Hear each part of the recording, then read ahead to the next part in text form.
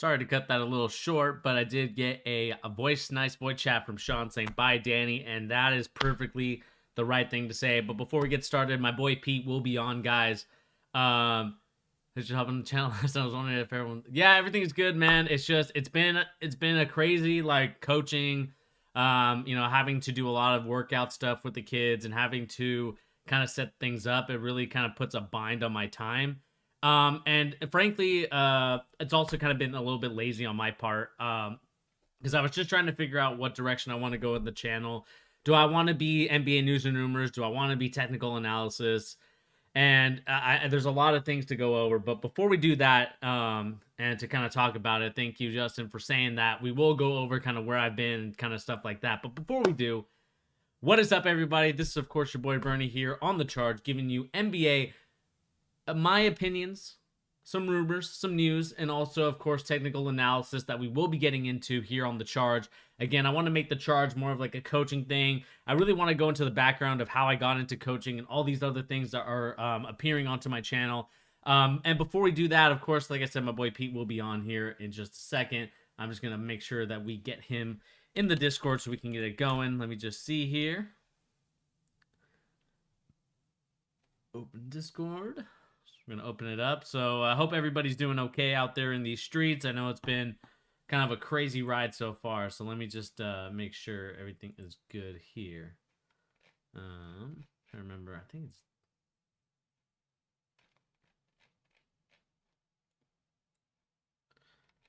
Let me see here. Okay, there we go.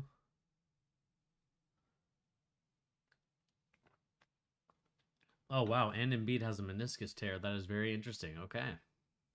We got a lot of things to talk about then because there is a meniscus tear now.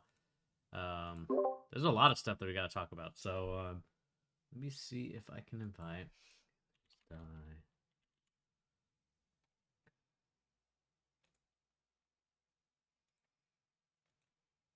Do I add somebody?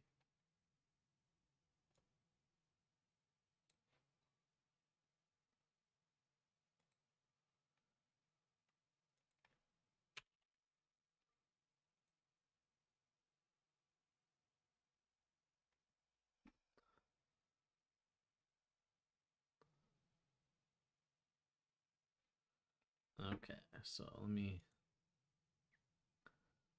So it is loud. And just bear with me, guys. I'm just trying to get Pete to come through really quick. So just bear with me for just a second. How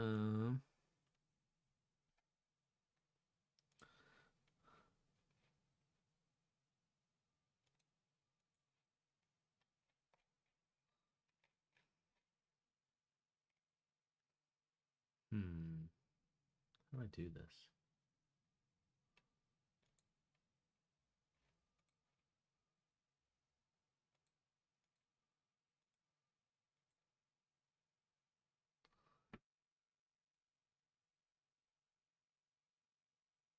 Let's see here.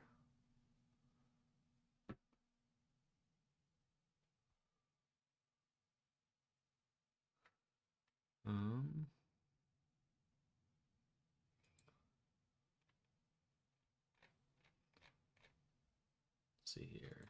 Give me 1 second, guys.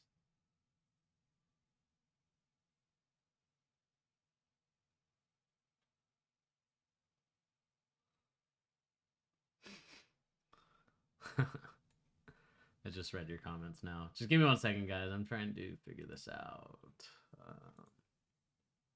Invite people. That's what I want. So there's no number behind it, is there?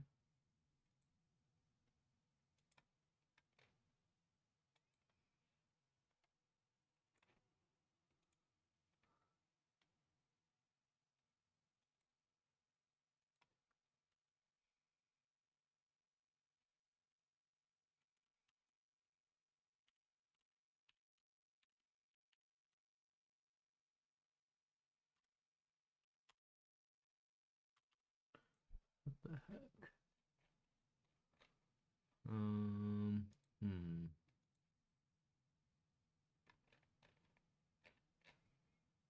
Regular Discord. I don't even know where regular Discord is.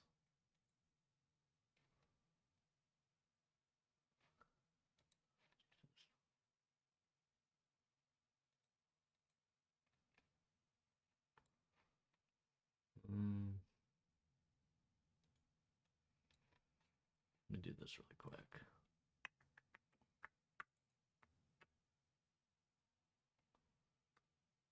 I think I'm Wendell Carter Jr. Yeah, man, it's definitely a we'll definitely get into it because me and my boy P, I was actually rewatching some of our old videos and it was kind of crazy to kind of see some of the old stuff that we were watching. So Cloud.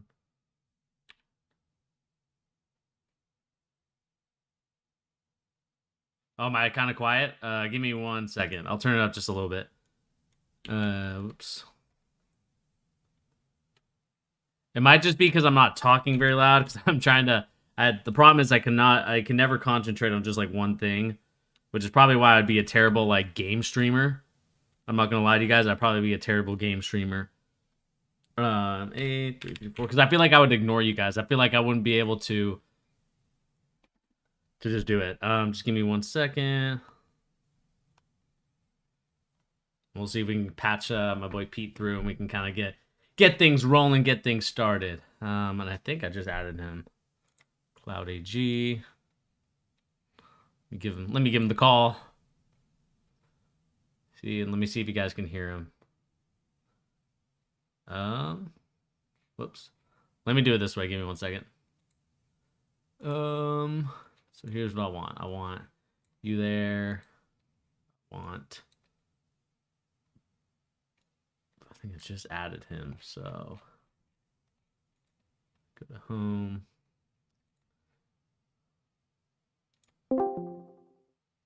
And I think I am in here now. Oops, I don't know if I meant to make it a voice chat. All right. Let's see if you can hear us now. Yeah, we're going to talk about the Celtics. We're going to talk about a lot of things here on the charge, but we'll probably talk about the Celtics first. Once I get my boy Pete to come through.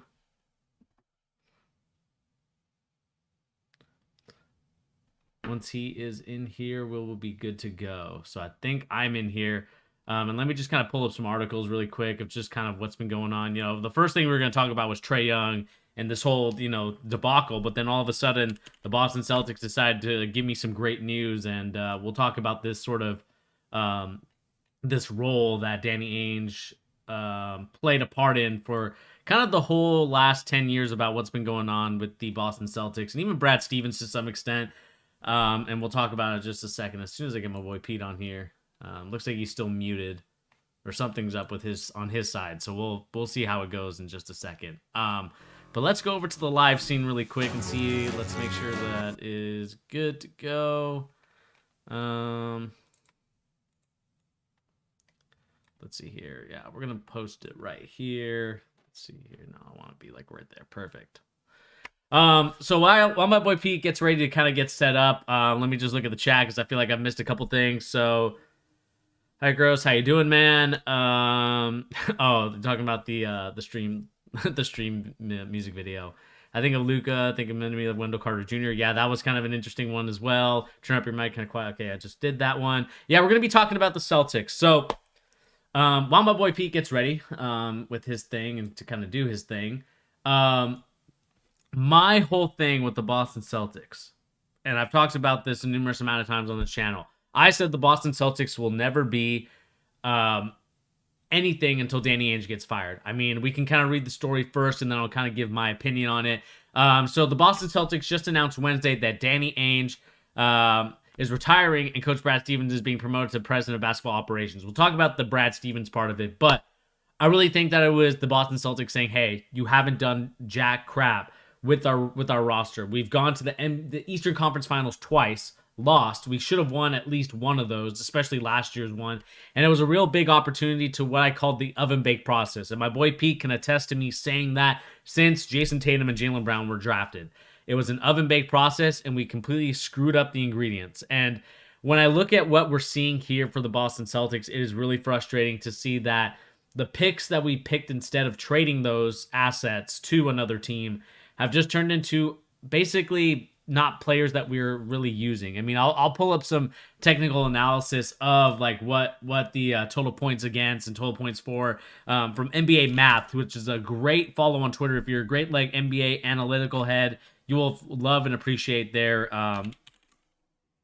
you will love and appreciate what they do. And so when you look at the NBA Math, when you look at everything that's going on, it's just one of those things that you see, and it's just kind of one of those things where the Boston Celtics, to be honest with you, just have not done what they needed to do in the playoffs. I mean, if I can find it, I think they have. I think it's their Twitter. I'm gonna look on their Twitter really quick and just find that sheet for the Boston Celtics, because it's really damning to me, the way that everything is. So let me see if I can find it here.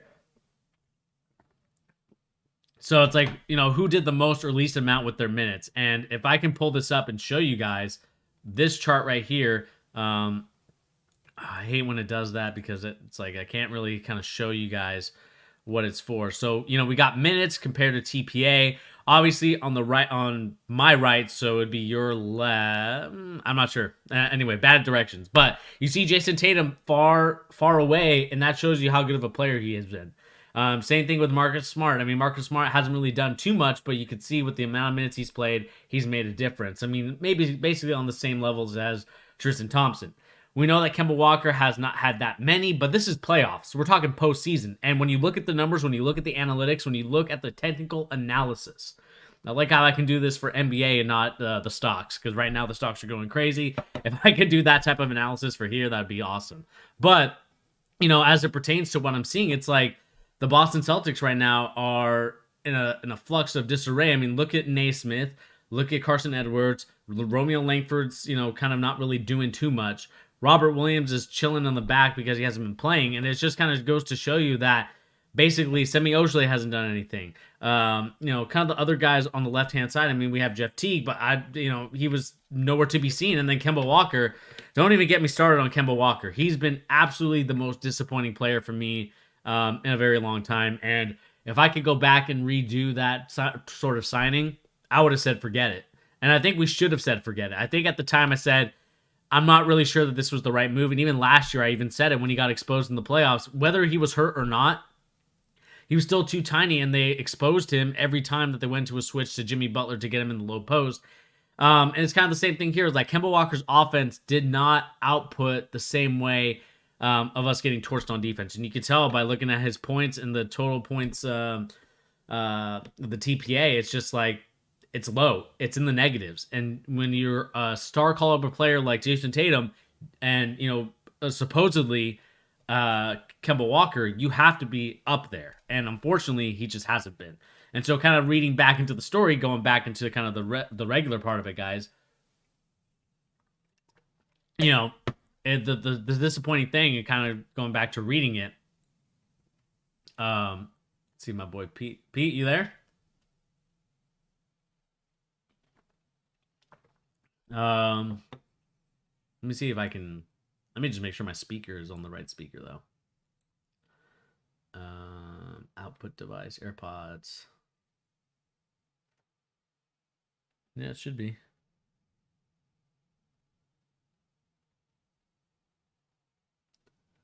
Okay, yeah, because the input's a speaker. Okay. Anyway, kind of like hello? I said, going. Oh, you there? Yeah, hello. Sorry, my mic is all messed up, dude. Oh my god. All right, I'm here. Sorry. Let's talk about the Celtics. Yeah, I was just kind of getting into the story and kind of talking about the TPA. I'll show you as well, and you can see it on my screen, or I can even send it to you. I was looking at your chart. I was looking at it. I like it. Some technical analysis on the boys. Technical analysis. Like I said, I wish I could do that for stocks and not NBA. I'd probably be more richer that way. But kind of going back into what I was talking about, and I'll just read a little bit and then we'll kind of get into it, Pete. But Ainge has been contemplating leaving the job for several months. He probably should have left 10 years ago, and has been talking the possibility of a succession plan with ownership, according to sources. Stevens, who's been the head coach for the past 8 seasons, has been described as worn down with coaching since the bubble, and welcomed the chance to change the transition to the front office. This comes days after Boston's disappointing season came to an end, lost to Brooklyn Nets in Game 5, so they got gentlemen sweeped. And, it's just one of those things that Danny Ainge probably should have been let go a long time. I'm done reading the story, Pete. I've officially had enough of Danny Ainge. What is your take on this? I mean, honestly, more than Danny, like, I think it was a logical choice for Danny to leave. Like, it made sense. The timing was right for everybody. I'm actually just more interested that Brad is going to be not the coach or not a coach. He doesn't really seem like a GM to me. I mean, maybe I'm wrong. It just seems like a weird choice as far as they don't want to upset the balance of keeping a guy like Brad Stevens, because Brad Stevens is kind of, weirdly enough, like a superstar coach. Like, everybody knows him. So I do find this to be a pretty interesting choice. Like, what a weird sudden transition for a guy who's kind of known as the next Popovich, possibly like a successor, to then become a GM out of the blue. I find that a little weird. I wonder if they're going to look for a coaching situation where it can be kind of like a coaching in tandem type setup. You know what I mean? Like, maybe he's helping out. I don't know how that would work. Maybe they go for like a younger coach, somebody with some upside, and he kind of mentors them. I really don't know. It's a weird choice all around, because now they're just in a situation where they have a guy who's a lifelong coach stuck up not being a coach. So this doesn't usually go great right away, just because he wants to still have choices in the matter. I don't know. I'm very interested to see. I think Danny leaving is good for you guys, though. It's about time. Yeah, I mean, just kind of going to that point, it's like Danny Ainge should have left a long time ago. He honestly should have left 2 or 3 years ago, because you could tell the decisions that he was making was not helping. And, for a guy that's known as a shrewd operator, almost at the levels of like a Pat Riley these past couple years, it's just kind of one of those things where it's like, dude, grabbing Naismith. I mean, we'll look back at the chart. I know I want to go to my technical analysis with these charts, but you go back to the chart. I mean, look at where Naismith is. Look at where Langford is. I mean, Langford at least is somewhere in the, like, at least he's average. But it's like guys like Naismith, Kemba Walker. I mean, those have been utter and utmost busts.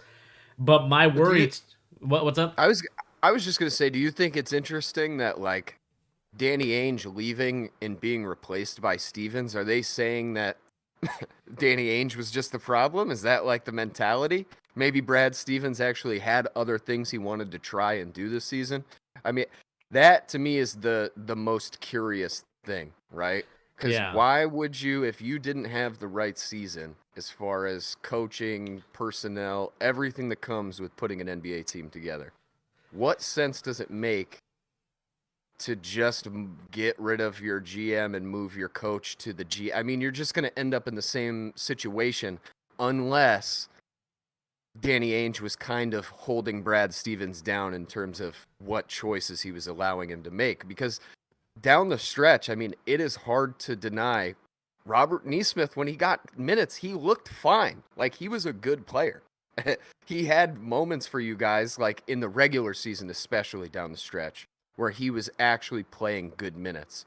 And in comparison to the first 75% of the season, where you got literally nothing from him, I don't know. I'm curious if that's Brad Stevens saying, hey, like, our season's gone, Danny. Like, let us try and work this guy into the rotation a little bit. That, to me, is interesting. I want some more info on the dynamic, like the power struggle, if there was one. Maybe there wasn't one. Maybe that's the real problem. Maybe Brad just took everything Danny said as fact and went with it. Yeah, I mean, that's going to be, time will tell, especially these next. I'm going to give Brad Stevens a season. Like, I'm not giving him, I'm honestly not giving him a couple seasons. He's literally has this and next, maybe 2 seasons, and that's it, because I really want to know who picked Evan Fournier and used our trade exception, all that cash we had, to get a guy who really didn't really do too much for us. I mean, he made some clutch buckets in the one game that we won against the Brooklyn Nets, but I kind of attested that to Kyrie being off in that game. And kind of going to your point, it's like maybe Naismith needs a little bit more time, maybe a little more nurture, but I feel like everything here has been a Danny Ainge pick. And I feel like Brad Stevens has had no say in the matter. Like, maybe even Danny Ainge picked Jason Tatum. And, maybe Brad Stevens wasn't a big fan of his. I mean, you could see it down the stretch that, basketball wise, kind of the play calling. Maybe here's the thing that I really kind of want to know is maybe Brad Stevens, maybe his game just doesn't suit the NBA because it's very, there's not a lot of motion. There's not a lot of movement with it. It's a lot of set plays, a lot of getting stuff into it. I mean, obviously, you watch some of the stuff, you see some of like the horns actions that they've been running. Like, yeah, those are fine, but maybe he's just tired of the grind of trying to get a team. With college basketball, it's like easy. Like, hey, kid, do you want to come play for Indiana or Butler? Hey, yeah, come join us. And like the fit. Whereas the NBA, it's like, yeah, you can sign guys, but you also, it's like they're not at the same level as like some of these other great NBA teams that we have now, especially with the rise of the 76ers, with the rise of the Bucks have kind of still been there, but 76ers, Nets, and now you got a couple more teams. The Knicks too. I mean, I hate to say it, but like a huge market team right next door, Hate to be the voice of biased opinions, but biased like it's just media. a fact. Like a good Knicks team always hurts a Celtics team. Like they're competing directly for the same type of player, I've long rode the Brad Stevens bandwagon as like I think he is legitimately one of the best coaches. Man, I might be totally off base. I have the feeling that a lot of what went wrong for the Celtics, and I don't know if it was maybe Brad trying to appease Danny Ainge, like his old school sensibilities, but I honestly think Brad Stevens just seems like a nice guy who wants to work in a like maybe like a non-confrontational way is maybe the way to say it, right? And if you have somebody like Danny Ainge who has old school sensibilities, maybe he's influencing too much of Brad Stevens' coaching style, which then results in a lot of guys standing still around the court, not enough movement, not enough creativity, to be frank. I mean, that is really, I think the story of the Celtics this season is just no creativity ever. With anything you guys did, no matter what. Ride it to the end. Yeah, I mean, my whole thing from Brad Stevens, I'm showing another chart here to kind of show you like how bad Danny Ainge's decisions were for the Boston Celtics. I mean, granted, Robert Williams, I always thought that he was going to be a special talent. He just had, kind of the Kevin Porter Jr. effect, where like people are like, well, this guy's got character issues, and it's like whatever. I think people can, they can work with that. Like. Jason Tatum all the way to the right again. I mean, it just kind of goes to show you kind of what a special player he was. But then you look at on the left-hand side, right there down a little bit to the left, and we all know that whether you're in like graphing class or whatever, the algebra, there you go, algebra, whatever. You don't want anything on the left bottom side, and Kemba Walker is right there. Smiling, showing you that he has been such a defensive liability for the longest time. And, kind of get to your point. I mean, we can even go back to last year, Pete, in the bubble, right? Where Marcus Smart and Jaylen Brown had a low confrontation, and the coach wasn't there to kind of mediate it or say anything. He was just kind of like, I'll let the players figure it out. But in my opinion, you do need your coach to at least be there to communicate, to talk with one another, because at the end of the day, the coach is an ego manager. Whether he knows it or not, his job is to also manage egos. And when you're in the NBA, NFL, European soccer, it doesn't matter what. The coach is always there to make sure, oh, wow, Coach K also retires. That's wild. After this upcoming season, though. Yeah. But anyway, a lot of breaking news. We also got Joel Embiid torn meniscus. Lots and lots of news. So we'll talk about that as well here on the charge. But again, Pete, just kind of going back to the Boston Celtics, because that's kind of the main point at hand. Yeah. I think Brad Stevens also deserves a lot of blame as well, and that's the reason why I'm not giving him like a long time to stay in that role, because I do think that it was a collaborative effort between Danny Ainge and Brad Stevens. And honestly, and to not just complain, but also to find a solution, I think that they should hire Chauncey Billups. I think Chauncey Billups should get a chance to coach the Boston Celtics. Interesting. I think that would be cool too, just because then you have a legitimate like coach with very recent coaching reps up in the box. helping him out too. Yeah. Gives a lot of like leeway in your first season. This is what I would say. Like, if you using your technical analysis that you've been going on this morning, if you were to make a brand new chart, and this is a little subjective, but if you were to take like a bar graph of time over the last 5 seasons, right, since the Celtics kind of started to overperform with Tatum and Brown, and then you matched up projected success, and then you matched it up with projected talent level, right? Every year up until this season, your projected wins probably would have been 25% below like your talent level, right? Or I should say, I flipped that around. Sorry. Your wins better than your talent level. Let's be frank. Like, for the last few seasons, the Celtics have really thrived on the fact that you guys have 2 young stars in the East. Didn't have LeBron. Like, that's just a fact of the matter, right? You kind of thrived in a post LeBron East. And if you were to chart out like the talent of your team after prospective championship runs, there was never a moment where the talent got better than your success on a season, right? Danny Ainge never reached to get the next piece to capitalize on a Eastern Conference Finals run, which, Right. I mean, when it comes down to it, win, loss, draw, whatever the matter is, if you guys had made it to the Eastern Conference Finals again this season, in my opinion, it was a loss for Danny Ainge no matter what. Like, you can't just keep making the conference finals with the same talent, not improving, and then asking Brad Stevens to do something with talent he doesn't have, right? That's why I think a lot of the blame has to come off of Brad Stevens. And I think it's more why the Celtics were comfortable moving him up. Like, how could you blame the guy? He's working with the same team over and over again, and at least he's outperforming expectations. Like, did you think the Celtics had any right to make it to the Eastern Conference Finals last year? There's no way they should have. I know the bubble was weird and the Heat made the finals, but like, if that was a normal season, that Celtics team had no reason to go that far. They didn't have the talent.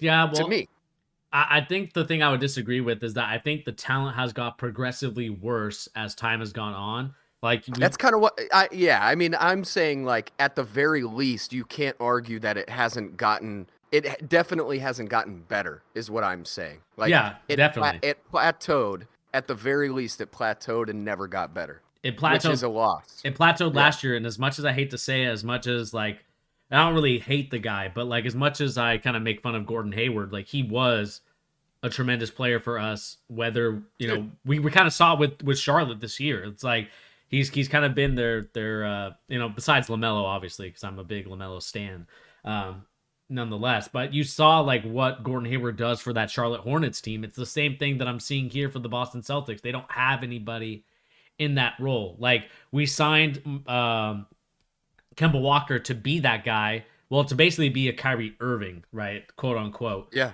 To kind of just be like an offensive creator. And then, defensively, we knew he was going to be a liability. So we'll just hide him behind people. But when you look at guys he has to hide behind, like hide behind Evan Fournier, no. Like Romeo Langford was a freaking starter in yesterday's Yeah. game. Like Crazy. that should tell you everything Disgusting. that you need to know about where the Boston Celtics have been at or where they're at right now. Because what is frustrating to me is that then you have you got Aaron Naismith has to play minutes, Grant Williams and Jabari Parker. I mean, when we're playing guys like that, when that's our bench, and this has been my criticism of the Boston Celtics for a very long time, is like when that is our bench, we're screwed because when you look at the other side for the Brooklyn Nets, I know Nets are kind of Dude, they're I mean, the Nets are almost constructed like the perfect Celtics, like the perfect version of the Celtics. Like, you have the young Celtics, which is kind of Brown and Tatum, and then supposed to be Kemba, right?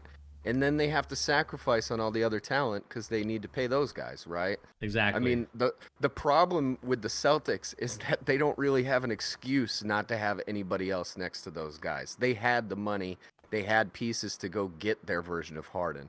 Right. The Nets, like, they did it. They gave everything to have the third star to have a better chance, which, as annoying and frustrating as a basketball fan. I find that to be, you need to do that to compete if that is who your competition is. Like, Yeah, exactly. And I think the Fournier use of your trade exception is maybe the ultimate travesty Danny Ainge ever committed. And it's not even that Fournier is a bad player. He was a great fit for you guys. It's just, why is that the best you came up with? How is that possibly the best idea that you had? Yeah, I Because mean, you could have at the very least gotten Aaron Gordon. At the very least. yeah, I mean, he's doing tremendously well for the Denver Nuggets. I mean, it's not even that much better. It's better than Fournier, though. Yeah, and that's the thing with this whole situation with the Boston Celtics is like the thing that frustrates me the most about all of this is that Evan Fournier is quote unquote our third superstar. And it's frustrating. Like, Marcus Smart, I think he's more of a role player, kind of just helps here and there, and kind of is very on and off. Like, it's very up and down with him.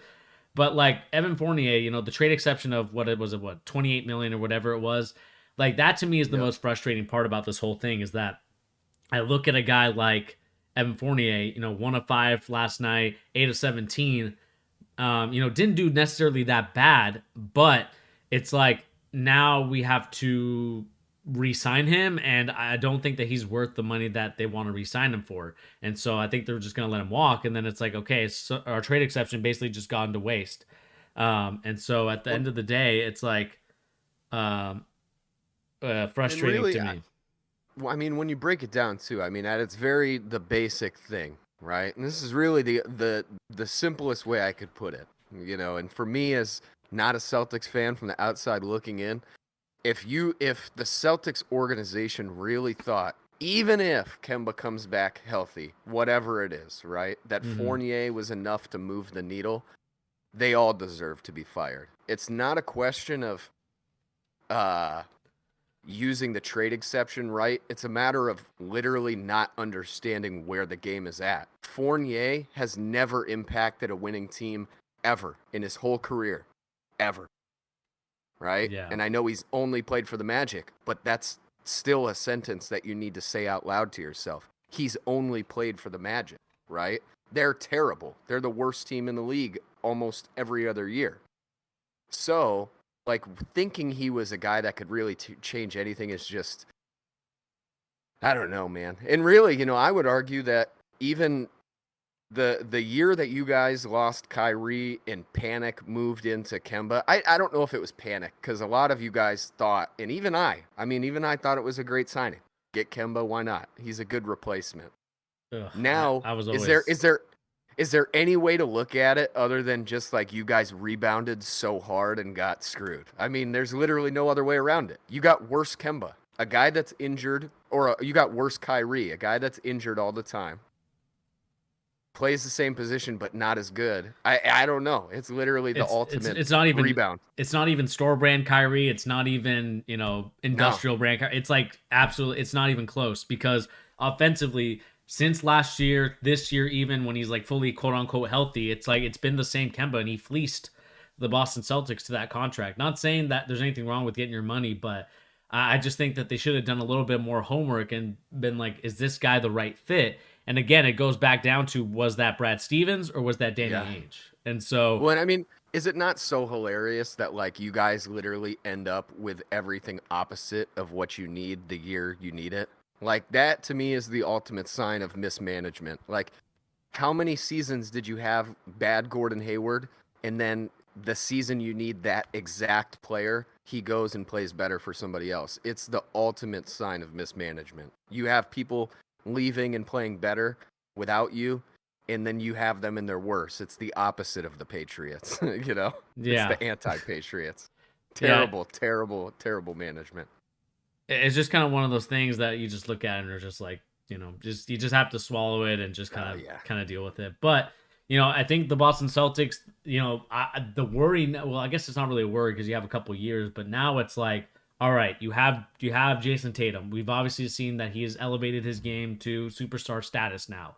And it is now the role of whoever the head coach is and Brad Stevens to put a team around Jason Tatum. And that's going to be the biggest hurdle, I feel like, for Brad Stevens is what else do you have that you could trade to get players, or even maybe you sign some people.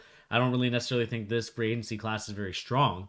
Now it's time to surround Jason Tatum with some talent.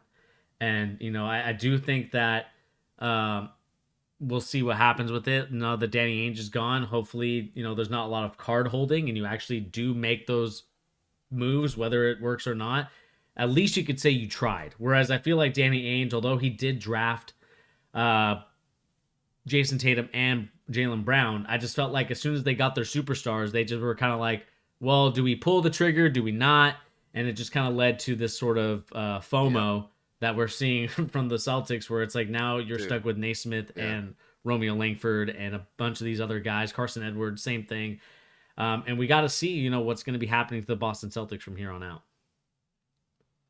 Yeah, man, you guys, I don't know. I mean, for me, last thing I'll say about it, I think this is actually a pretty solid move. I like Brad Stevens. I think if he's done coaching, he's about as good of a basketball mind as you're going to get. So why not take a shot as GM? I think it's a fine shot, Or I guess he's not the GM. He's the president of operations, right? Yeah, so he'll be making like the day-to-day stuff. Like, all right, we're going to be signing this guy. So, hopefully it works out for the Boston Celtics. Again, I think head coach-wise, I would want Chauncey Billups. It didn't work out for him as a player, and I think that he could redeem himself, or even the Celtics could redeem themselves by signing him and having them have Chauncey Billups try to kind of coach this team to become something special.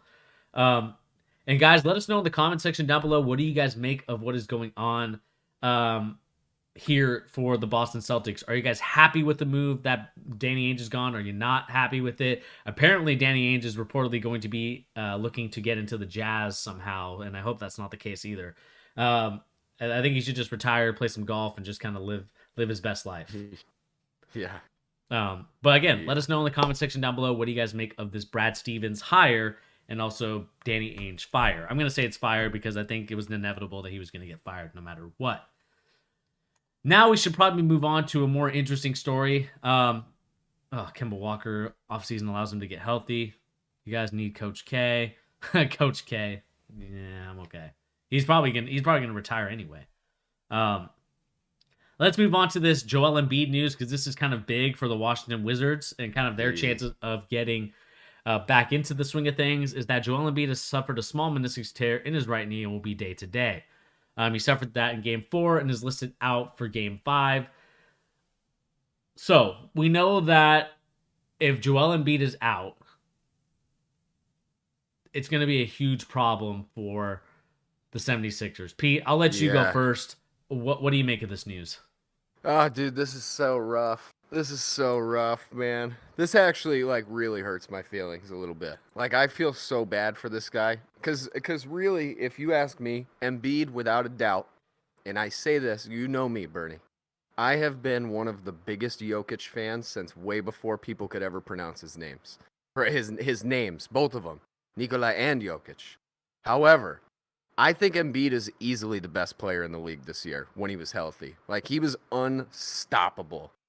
And to see him just get hurt with the same nonsense that it always seems like has brought his career down is it's really a travesty, man. I think it's interesting seeing this happen to him and AD at the same exact time, because they mirror each other in a lot of ways in terms of just being giant skilled dudes who can do anything and really have no right to be as good as they are. But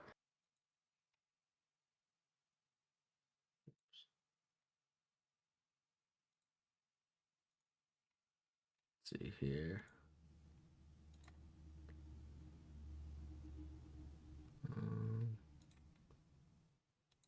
All right. Oops.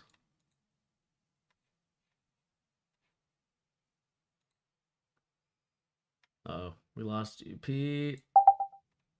Are you there, Pete? Oh, hang on 1 second. Oh, what is going on? Uh-oh, I'm sorry, man. Oh, no, it's good. Hang on 1 second. That's why it's not working. Give me 1 second.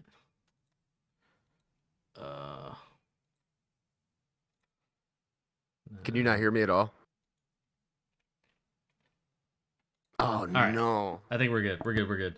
You can hear me again? Yeah, yeah. Okay. Yeah, man. Dude, I don't know where I got cut off, but I just really think like this is a travesty. This is like this NBA injury plagued season is just really nailing us right at the end. Because I've told you, I've texted you throughout the season. I think when Philly's healthy, they're the best team in the league. To me, personally. Yeah, because I think a lot of us, I'm still bullish on that, or sorry, not bullish. I'm bearish on them a little bit because I think like without Embiid, it's going to be very tough to create some offense. Like I know, I mean, without Embiid, they might lose this series, to be frank. Like, they can't score with the Wizards. They have to just get lucky and have a really bad shooting night from Westbrook to win. Like, there's really no way. yeah, it's definitely going to be an interesting scenario because, like you said, I mean, without Embiid being there, it definitely gives the Wizards a better opportunity to win these games. And with Westbrook's energy, with Bradley Beal, coming on strong, you got Rui, and then you got Bertans finally playing after going like zero, Yeah. like basically putting up bagels for like The whole some like season. 40 something minutes in the playoffs. Yeah. It's good to see that or not good, but it definitely gives them a better opportunity to actually go in and attack. And so we'll see how it pans out. My worry for this whole thing is like you said, does that mean the 76ers are do they blow this up? Like what's the next logical move for the 76ers if this whole thing doesn't work out? Dude, I don't know. Because the question you're left with is this, right? If you have Embiid, you're one of the best teams in the league, right? It's not a question. If you don't have Embiid, your team is not going to score. Like, this team offensively, it's their Achilles heel. If he's not on the court, they are god awful on offense. And a lot of it has to do with the fact that he carries so much of the load. But the other part of it is that their other superstar carries no offensive load, right? Which I know is your big problem with Ben Simmons. It's also the reason they work so well together now this year is because, like, he's such a great defensive player that when you have a guy like Embiid who takes a lot of shots, it's perfect. It's perfect. The question is then, do you risk it with Embiid and say, when we have this guy, we have a real chance to win? Or do you say he can never stay healthy? Ben is always healthy and he's a defensive freak. Do we trade Embiid to get a healthy offensive player? Like I'm just gonna throw a name out there. Like, what about Beal? Like, what about Beal? I know that like Embiid is worth more than Beal, but he gets hurt every 5 minutes. I mean, I to don't me, know, man. I mean, to It's an me, interesting spot. when I look at this chart, it tells me that the 76ers should have made that Harden deal. I mean, we look at like defensive points Yeah. saved versus offensive points added. I mean, Harden and Damian Lillard. I mean, Damian Lillard more so for offense, but James Harden's up there on defense. I know we clown him because he doesn't really play defense, but you're seeing No, the he's numbers. played defense for the Nets. He's played defense. You're seeing the numbers, and it's like I would have made that trade in a heartbeat. I mean, look at where James Harden is on the charts. It's Yeah. the same. It's the same area as like Jason Tatum for the Boston Celtics, and now this is just all players in the NBA like for the first like through June 1st. And it just kind of goes to show you that Harden, he makes a big impact. And it just to me Yeah. what is frustrating why Where's Ben on that list? He must be dead center. Am I just not seeing him? yeah, he's right here. Might. He's like right below Anthony Davis or like right next to him. Okay. Okay. So Oh, so I like see him now. I see him. so you can kind of see the difference between a couple of these players and it's just like it's just kind of goes to show you that Joel Embiid defensively has been a little bit better than Ben Simmons, which I know Ben Simmons is known for his defense, but Ben. I don't know about that. I don't know about that. I mean, I know Ben gets a lot of grief, man. I know he does. To me, there's no better defensive player in the league. I mean, the reason his defense struggles is because he gets put on the best player on the court every single night, no matter what. Of course, he gets scored on, but like, there's nobody that can do more defensively than Ben. I mean, the only person might be the guy on his team, Thibault. I mean, he really is like the only other defensive. That's just the thing with Ben is like you get 100 on defense, and then you get like a 35 on offense, if that. It might even be worse than that. Yeah, and the thing with Ben Simmons, like I do offensively, has been my biggest issue with him because outside of 12 feet, it's like you don't really get much, and so I do think that they definitely should be looking at that and really definitely should be gearing themselves to figure out like Ben, you got to at least be able to shoot the free throws too because they are going to play that hack of Ben with you now.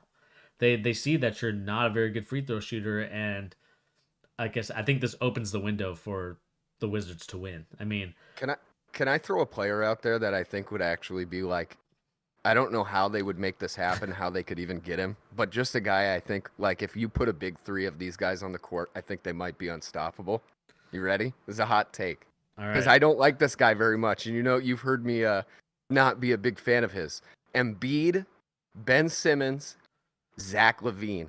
Tell me that that's not a solid team. I mean, you have a lot of balance and equilibrium on that team. I would like it, personally.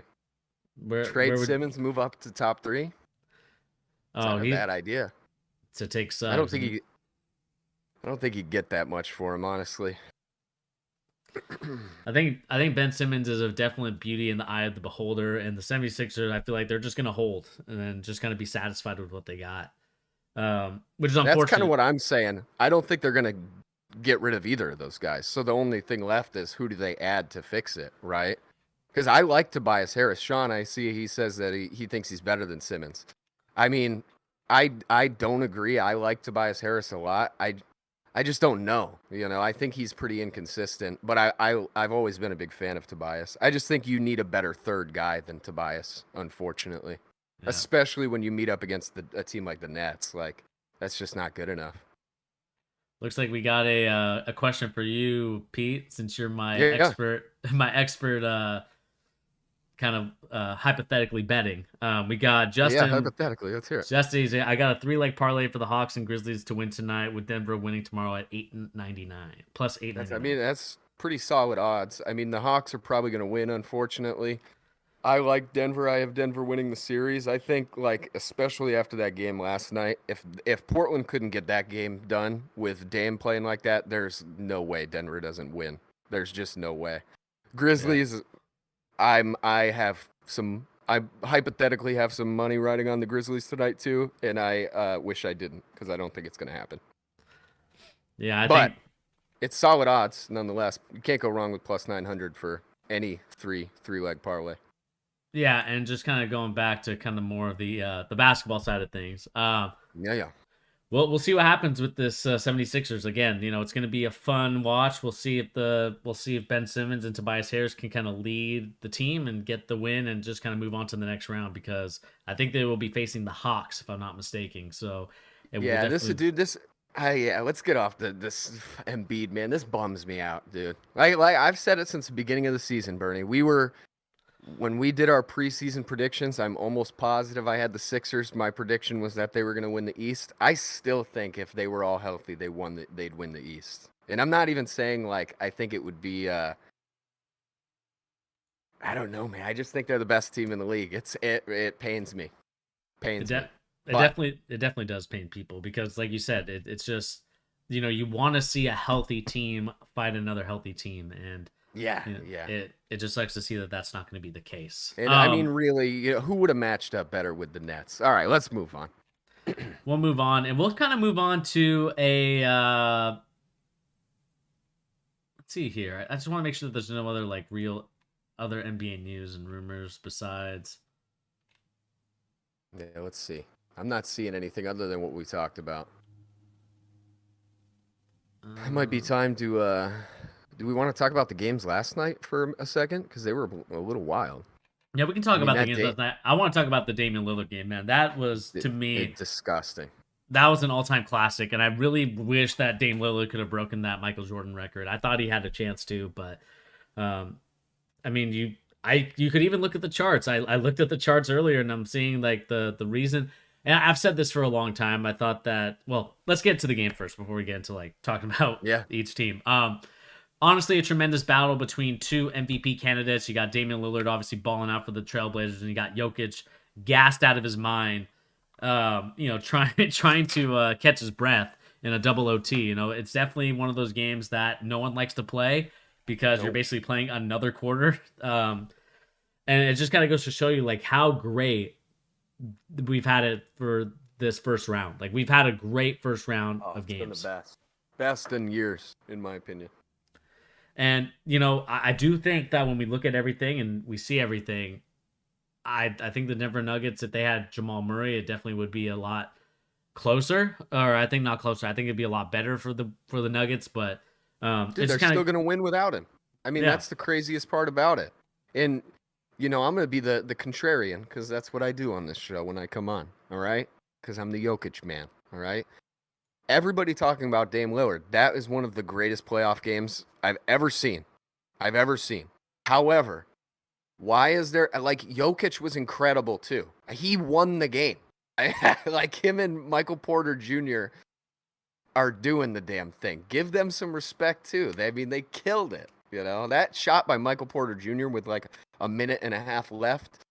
If Nuggets fans don't see a 21-year-old Michael Porter Jr. doing that in the clutch against a guy like Dame who's going insane, I don't know how you can't be excited about that. I don't know how you can't. You know what's crazy? I looked at our old video and we actually had Michael Porter Jr. as a top 5 player in Dude, that draft.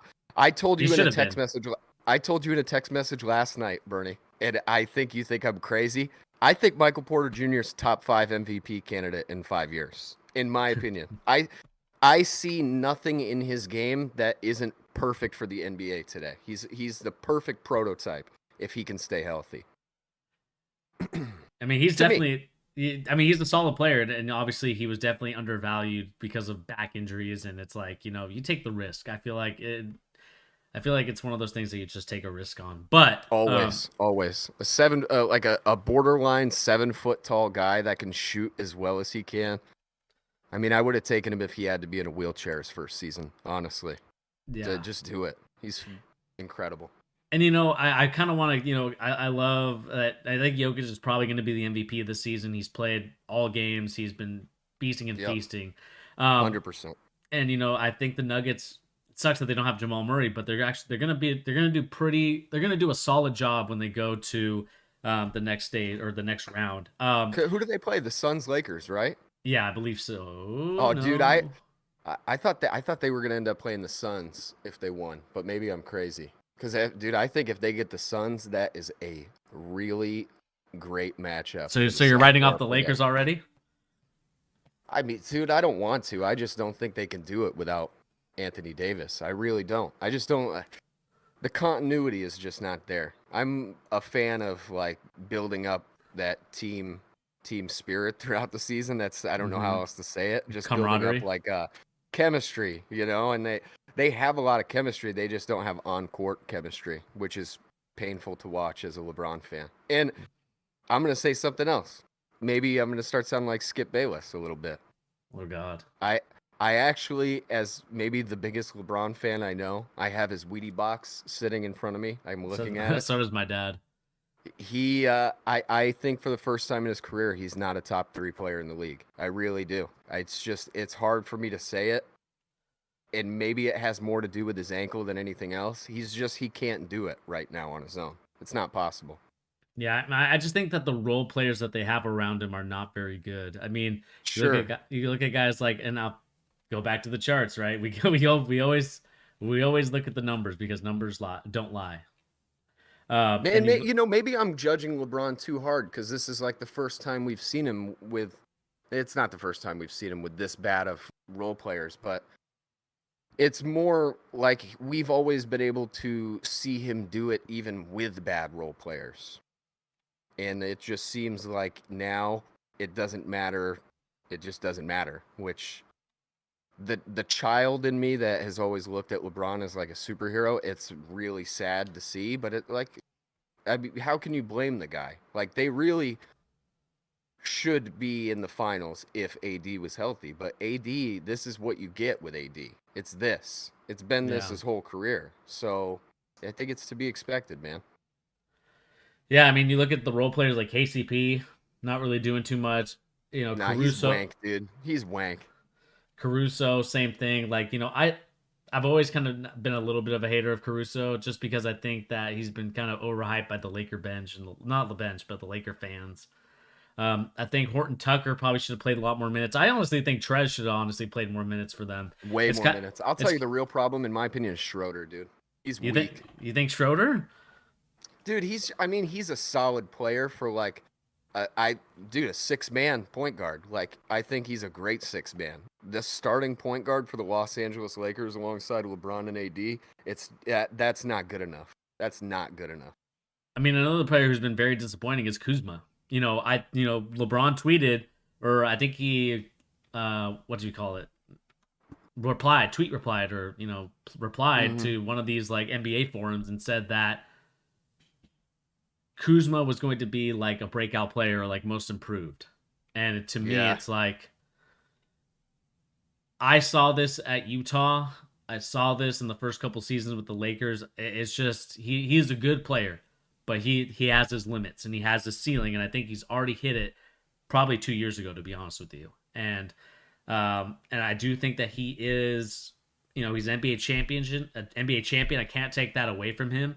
But when I look at a guy like Kyle Kuzma, I just don't think that he can become better. And there was arguments from Lakers fans that Kuzma was better than Brandon Ingram, and that's just asinine. I mean, it was asinine even when people were trying to say it then. Like, I like Kuzma, and that's stupid.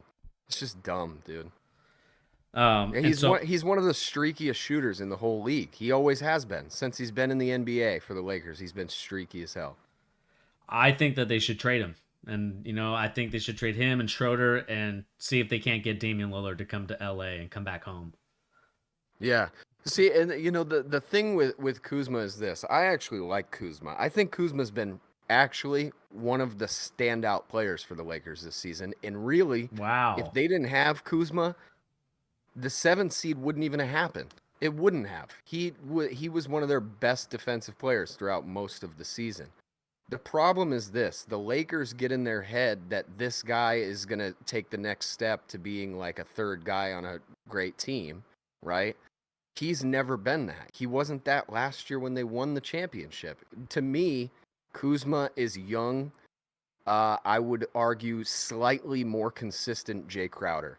Like, that does not bode well if you're a Lakers fan putting a lot of hope on him. Like, would you ever expect Jay Crowder to be the third best player on a winning team?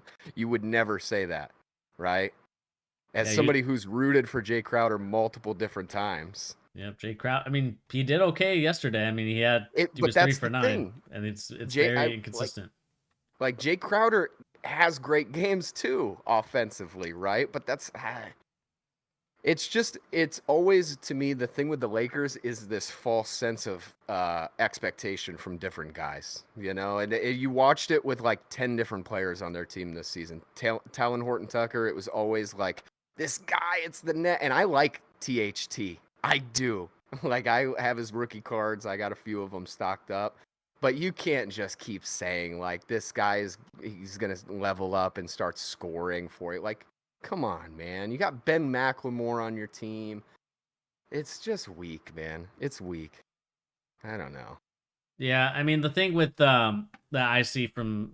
I do think that THT should get a little bit more minutes than a guy Look at Schroeder. Oh, dude, look at that line for Schroeder. Sorry to interrupt. The line for Schroeder and the line for Caldwell Pope. I mean, 0 for 1, no three-point shots attempt. It's like, who's taking these shots? That's what I want to know. Dude. It's like, and LeBron James didn't really have really anything too much. But my frustration, and then we'll kind of go back to the Blazers because we kind of got sidetracked with them, is that I think that we're going to see what happens with Anthony Davis if he's going to... I think he has to play. Well, he doesn't have to, but I think they need him to play this Game 6, and just to kind of basically survive, and we'll see if they can even make it out of the next round. That's my concern. And I do think that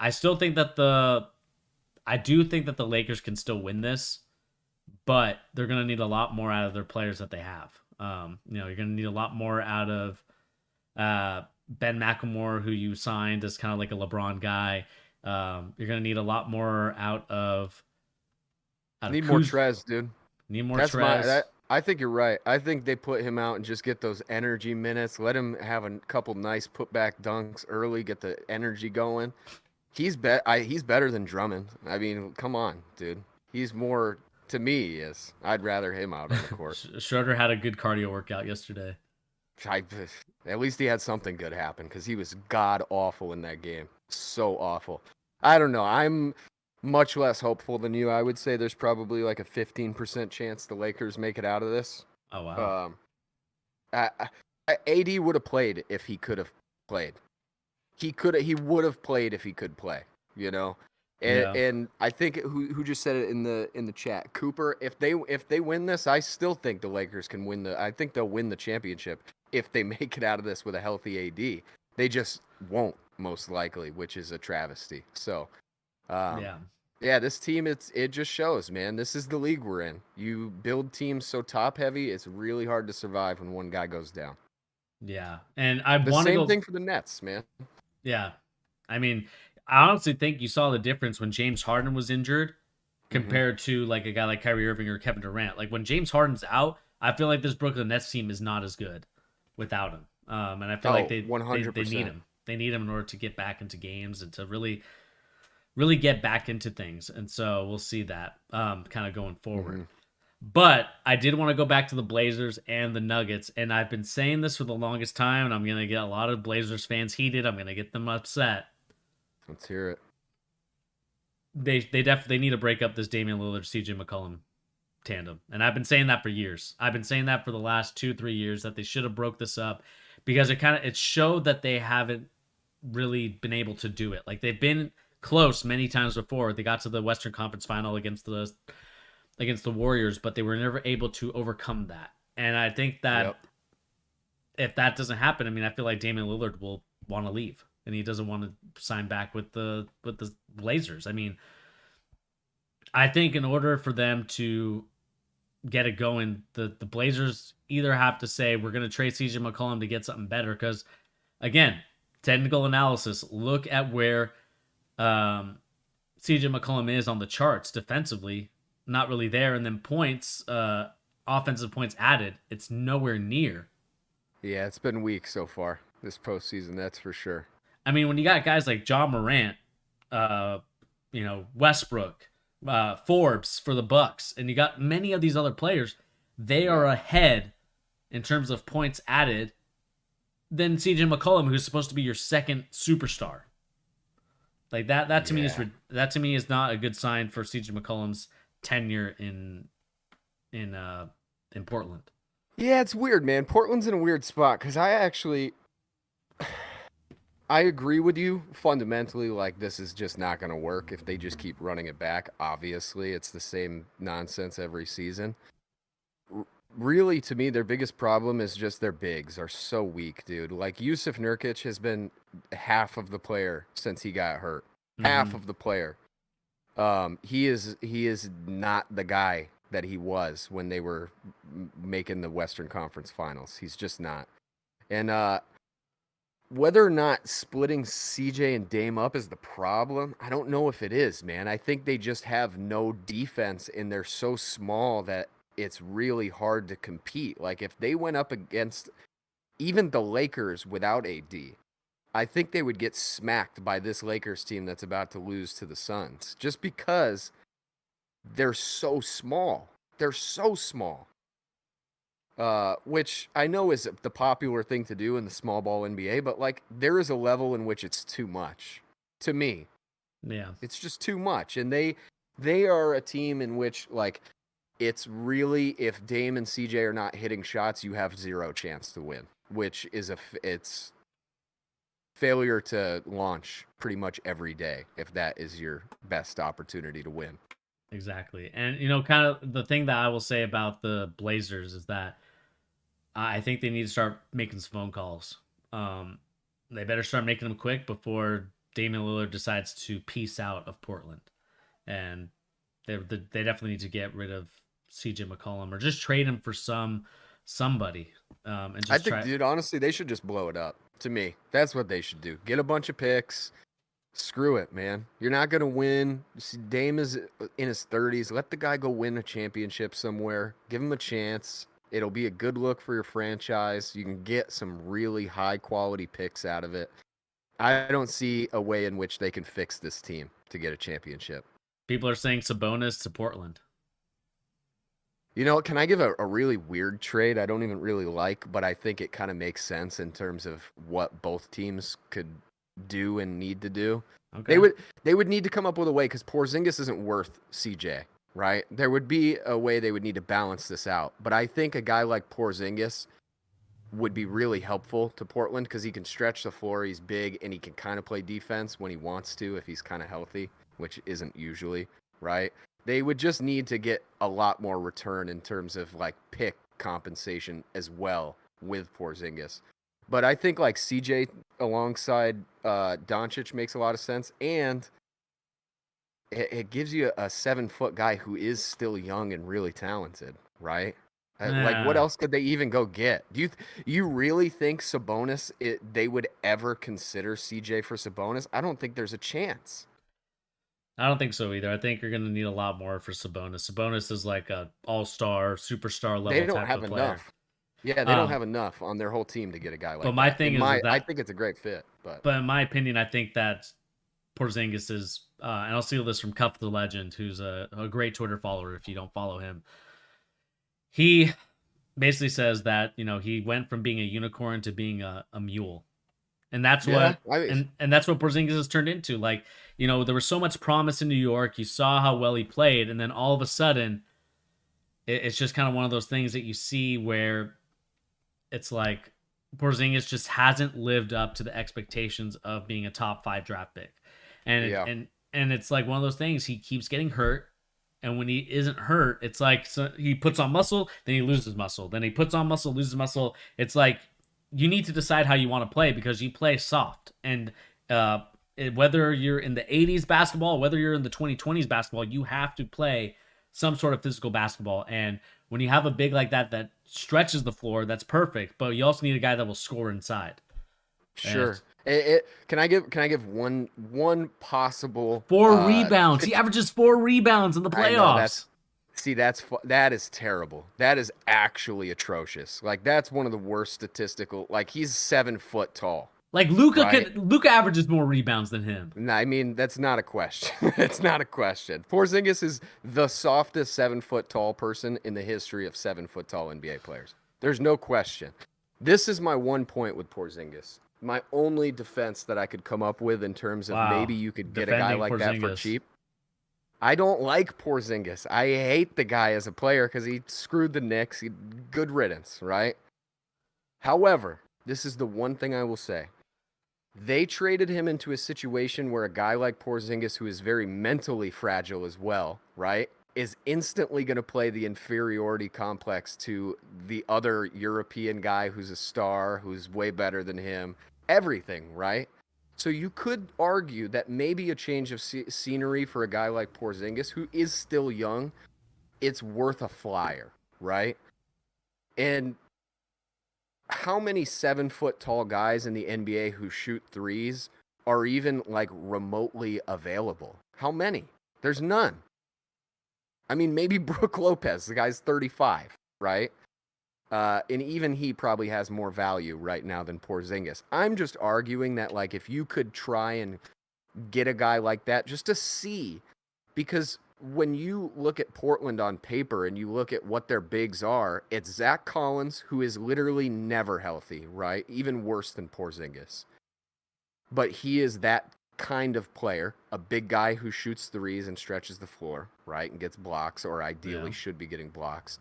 And then you have Nurkic, who can hardly run up and down the court, right? To me, go get a guy who gives you the potential to have something rather than 5 of 12 in 24 minutes from Nurkic, right? That's god-awful. That's terrible. You played 5 quarters of basketball, and that is what your center offers you. It's just not good enough. Like, Jokic is not the best defender in the league by any stretch of the imagination. So Yeah, see, Justin, I don't think that's an awful idea. Lauri Markkanen for CJ. I actually kind of like that trade. I'll be honest with you. I think they need more for CJ than just Lauri Markkanen. Maybe a pick in Lauri for CJ. But yeah, Nurkic also gets hosed from foul calls. It's just not an excuse, though, PM. It's just not an excuse. I'm sorry. I know it blows to watch, but man, Nurkic is a big dude. I would argue he plays soft too. That's I just do. my opinion. I actually think Portland plays soft as a team, other than Dame. That's to me. Rocco and Dame are like the least soft dudes on the team. Everybody else, pretty weak. Yeah, but Rocco did blow some blunders last night. It was pretty And bad. hold on, let me just address PM's comment here. Portland's defense is top 10 in the league with Nurkic, and it's top 10, it's bottom, whatever. They're terrible on defense with or without Nurkic. I hate to break it to you. Their defensive metrics might look better with Nurkic on the court. They are god awful on defense if he plays or not. And there's no way you can look at that team any other way. I'm sorry. I love you, PM. It's just he is not a defensive stopper. Nobody has ever looked at Nurkic and said he's a defensive game changer. He's not. And the thing with Nurkic, it's just kind of one of those things, I do think that he does provide them better defense, but at the same time, you are playing with a guy in Damian Lillard, in CJ McCollum, and those two are not playing defense. Like CJ is definitely not playing defense, and Dame will play, but it's just like in order to put up 55, there's something else you got to give, and that's the defense. And so that's the reason why I thought they should never have traded away Gary Trent Jr. I thought that was such an atrocious trade. I thought that was terrible. Norm Powell was a great player. Terrible trade, man. Now they have to pay the guy too.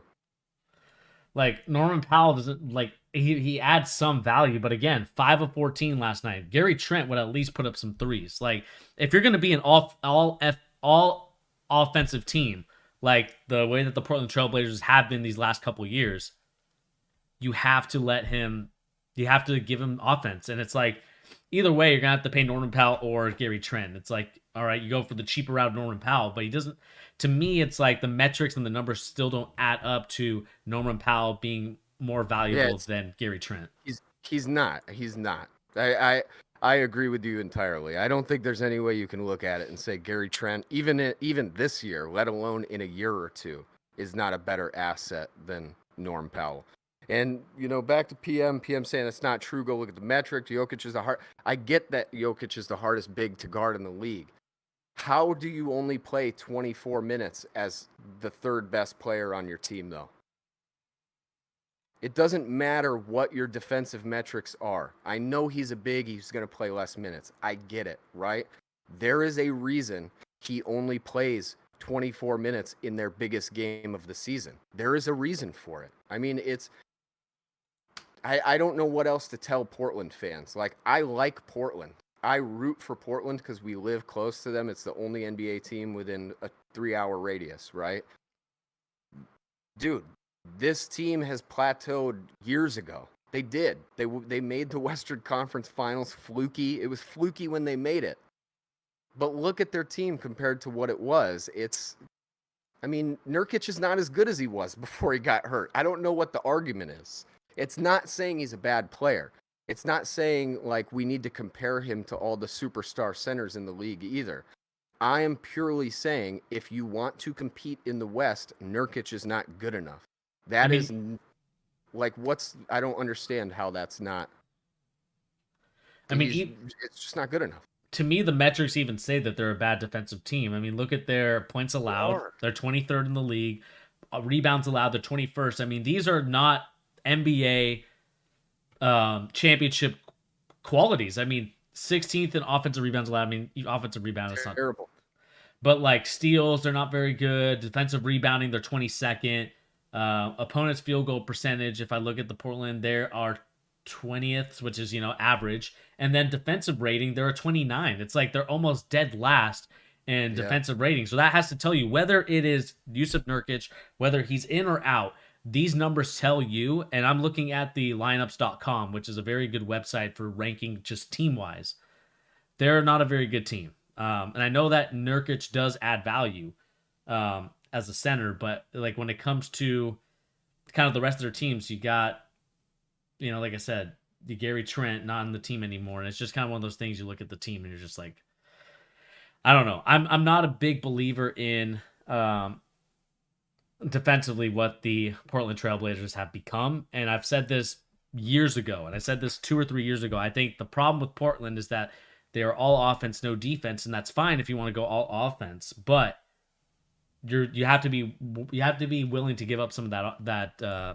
You have to be okay with the defense, which Exactly. I mean, Rocco can't do it all, dude. I mean, he is an incredible defensive player. It's too much for him, you know. And I'm not saying Nurkic is like the worst defender. Don't take it like that. I'm just saying you need to be a better defender to make up for Dame and CJ. That's just a fact. They're terrible defenders. They don't even try and defend. I think somebody just asked a question. Who was that? Sean asked a question. Can Zach Collins still be good? Honestly, if he could stay healthy, I think he's a better long-term answer than Nurkic. To me, I think he fits the league better if he can keep shooting threes, get some blocks. Like, that's kind of the guy they need. I just think he's too injury prone for me to have him. But I agree with you. I would trade him if they could even get anything for him. I just don't think they can. They should look to see if they can get something for him, just to be as like a, Look at that. He did get spotted putting up some shots before one of the games. and the thing with what I see with Zach Collins is that, like, for his career, or I guess for the 2019-2020 season stats, because I don't think he played any, or maybe he did play something this season. He's maybe like the first game. I don't even know. He might have got hurt in the preseason. Zach Collins at the bottom of his value, and I feel like I haven't seen Zach Collins play basketball in years. I just felt like he doesn't do anything, like, and it's just he's too injury prone for me to like keep giving him a chance after chance after chance. I mean, how many years has he been in the league now? Like, he got drafted in 2017. We're already in 2021. Yeah, how many games has he actually played career? 154 in, what is it, 4 seasons, 5 seasons? Yeah, that's not very good. Like, that's 17 minutes a game. Like, I understand, like, if you want to do like the advanced stats, yeah, but doesn't really add that much value. I mean, 5.7. Oh wait, hang on, Justin. We'll kind of talk about this. Also sold that game, missed a contested dunk, and then fell over MJP to take the lead. I think we got to start giving Michael Porter Jr. his flowers, man. He's been playing so well. And I mean, PM even said it. Like, they got stolen the mid, like him and Bobo got stolen in the mid to late first round. Yep. I mean, dude, I know I keep harping on how much I love MPJ, but dude, I don't even know as a Nuggets fan how you could even think Jamal Murray is better than him at this point. Is that crazy? I think you're a little crazy for that, but I really just don't see it, dude. I just don't see how Jamal Murray is a better player than him. The thing I will say maybe about this second right now, like, maybe, right? But I'm arguing, like, if you were to have one of those guys right now, who would you want healthy? I would take MPJ 9 times out of 10. I mean, MPJ, he's been really solid this year. Talk about a real unicorn. That is a real unicorn. Like, I hate that term. People throw it around way too much, but, like, he's actually a freak. He has the silkiest jump shot for a borderline 7-foot tall guy I've ever seen in my entire life, other than KD. Man, this is just looking at Jack Sigma, most comparable player. Brandon Wright. Whoa, look at those comparisons. Noah Vonleh, Bill Willoughby, Ricky Brown. Cody Zeller. He got Horace Grant on there. Okay. All right. I mean, like, these projections just kind of go to show you that Zach Collins is going to be, I think, at best, average. Yeah, I don't know. The poor dude, they reek of a team, and I'm gonna hurt some feelings of people. They just reek of a team that's not going anywhere. Like, it's just the same old. They have really, like, one of the 5 best players in the league, and they just it just doesn't appear that they're ever going to do much with it, which really hurts my feelings as a Dame Lillard stan. Like, he's incredible. So I wish he would get his flowers. Give the guy some talent to go win a championship. Yeah, I mean, we'll see what happens. I mean, this is going to be a very interesting kind of couple years down the line to see what the Denver Nuggets and kind of talking about it. Continue talking about it. But the thing we can talk about, speaking of Michael Porter Jr., is of course a blast to the past. And we got to talk. We got to talk about this draft between with the Luka draft. I was watching our old videos, Pete. Yes, sir. Very speed talking on my end. Talking like this. I was talking like this. 150 was old. Like, I was talking like that. It was kind of crazy to kind of rewatch those videos. But kind of going back into everything that I'm watching,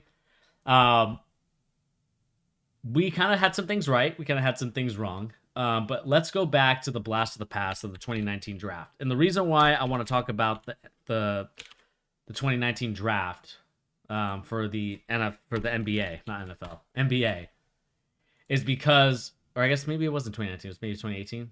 2018. There we go. Perfect. 2018 draft. There you go.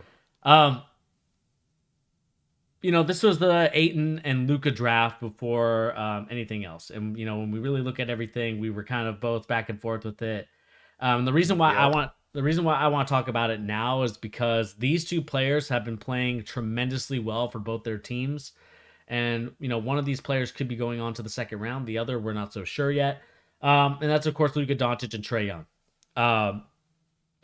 I've made numerous amount of videos on Trae Young. I always thought that he could be on par with Steph Curry. I thought he could be kind of at the same level as him. And I know that Luka Doncic was always going to be a superstar player. It could potentially be like the best player in the world, potentially. Yes. So, going back to this draft, we look at who was available in here. We got Ayton, we got Bagley, we got Luka, Jaren Jackson, Trae Young, Mo Bamba, Wendell Carter. And of course, we talk about Michael Porter Jr. being at 14. So kind of revisiting this draft, Pete, what is your if there's one thing that you could kind of talk about that you didn't back in those videos? I think, and I can't go back and watch our old videos just for the sake of, like, I was so awful. Like, I can still listen to you, your auctioneer voice. I can't listen to me. Terrible, terrible. The one thing I do remember that over the course of building up to this draft, I switched my take on the Knicks so many times, who I thought they should take, because they got screwed royally that season by ending up at 9. And leading up into the draft, I don't know if you remember this, I had been long-term Shai Gilgeous-Alexander. And then within a month of the draft, I switched to Kevin Knox. I convinced myself that Kevin Knox was the one. And then I said, no Shai Gilgeous-Alexander. That is my biggest regret as a Knicks fan. Like, I could not have been more wrong. Shai Gilgeous-Alexander is the guy in this list right now we're looking at, I think gets not anywhere near enough credit for how good he is. That's my biggest takeaway. And that's saying something because, I mean, this is a stacked class. You have 5 All-NBA players I'm looking at. Am I counting wrong? 1, 2, 3... 4, 5. I mean, there's at least 5. 5 of those guys to me could be all NBA. Yeah, I mean, this was definitely a draft where we look at it and we kind of go back and say, like, wow, there were some definitely misses here and there. Yeah. I'll go back to what I said about Mo Bamba being Rudy Gobert on steroids. And that just hasn't panned out yet, but I still have faith in Mo Bamba being Talk about a guy that maybe Portland should take a flyer on, dude. Send something for Mo. I definitely think that, he definitely should be playing a little bit more, seeing what he can do, what he can't do. But going back to the Trae Young draft, man, I mean, I kind of said this before. I'm not going to be like here kind of sniffing my own farts here. But I do think that Trae Young is a very solid player. That's like the bare minimum. But I still believe in my heart of heart that Trae Young has the ability to at least be on par with Steph Curry. And I know that's kind of blasphemous to say. I know a lot of people are going to say you're crazy. But when I look at his stats and when I see what he's been able to do these last couple years with at least 8+ assists a game and at least, I believe, maybe averaging over 20. I'm not sure if he has been. Well, I guess he averaged 19 the first season. But averaging at least 8 assists for his last 3 seasons. I mean, that's got to tell you something about Trae Young. And I want to know what you think about Trae Young, because I know you weren't the biggest Trae Young stan. I know maybe hater's the wrong word, but I know that you were not. No, I've had my moments. I've been a hater at times. I would argue that coming into this season, I would definitely have put myself in the hater category. Coming into the season, I could not even fathom why people thought he was one of the best players in the league. And I still will not take away that coming into this season, he was not. He's gotten significantly better this season, which is, oh man, it's kind of a pet peeve of mine, because now people are going to be like, we were right all along. This guy was great. Yeah. Dude, he was good, but dude, I just don't know, man. I mean, the guy has changed the way he's played pretty significantly this season, whether or not it really reflects in the eye test, because he does shoot a lot. He shoots his deep threes. All the Trae Young isms are there. It's just with a better coach, Nate McMillan, he actually is listening, right?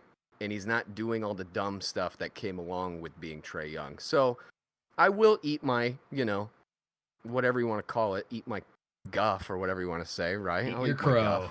I'll eat my crow. Like, the guy is legit. He's going to knock the Knicks, a significantly worse all-around team, out of the playoffs.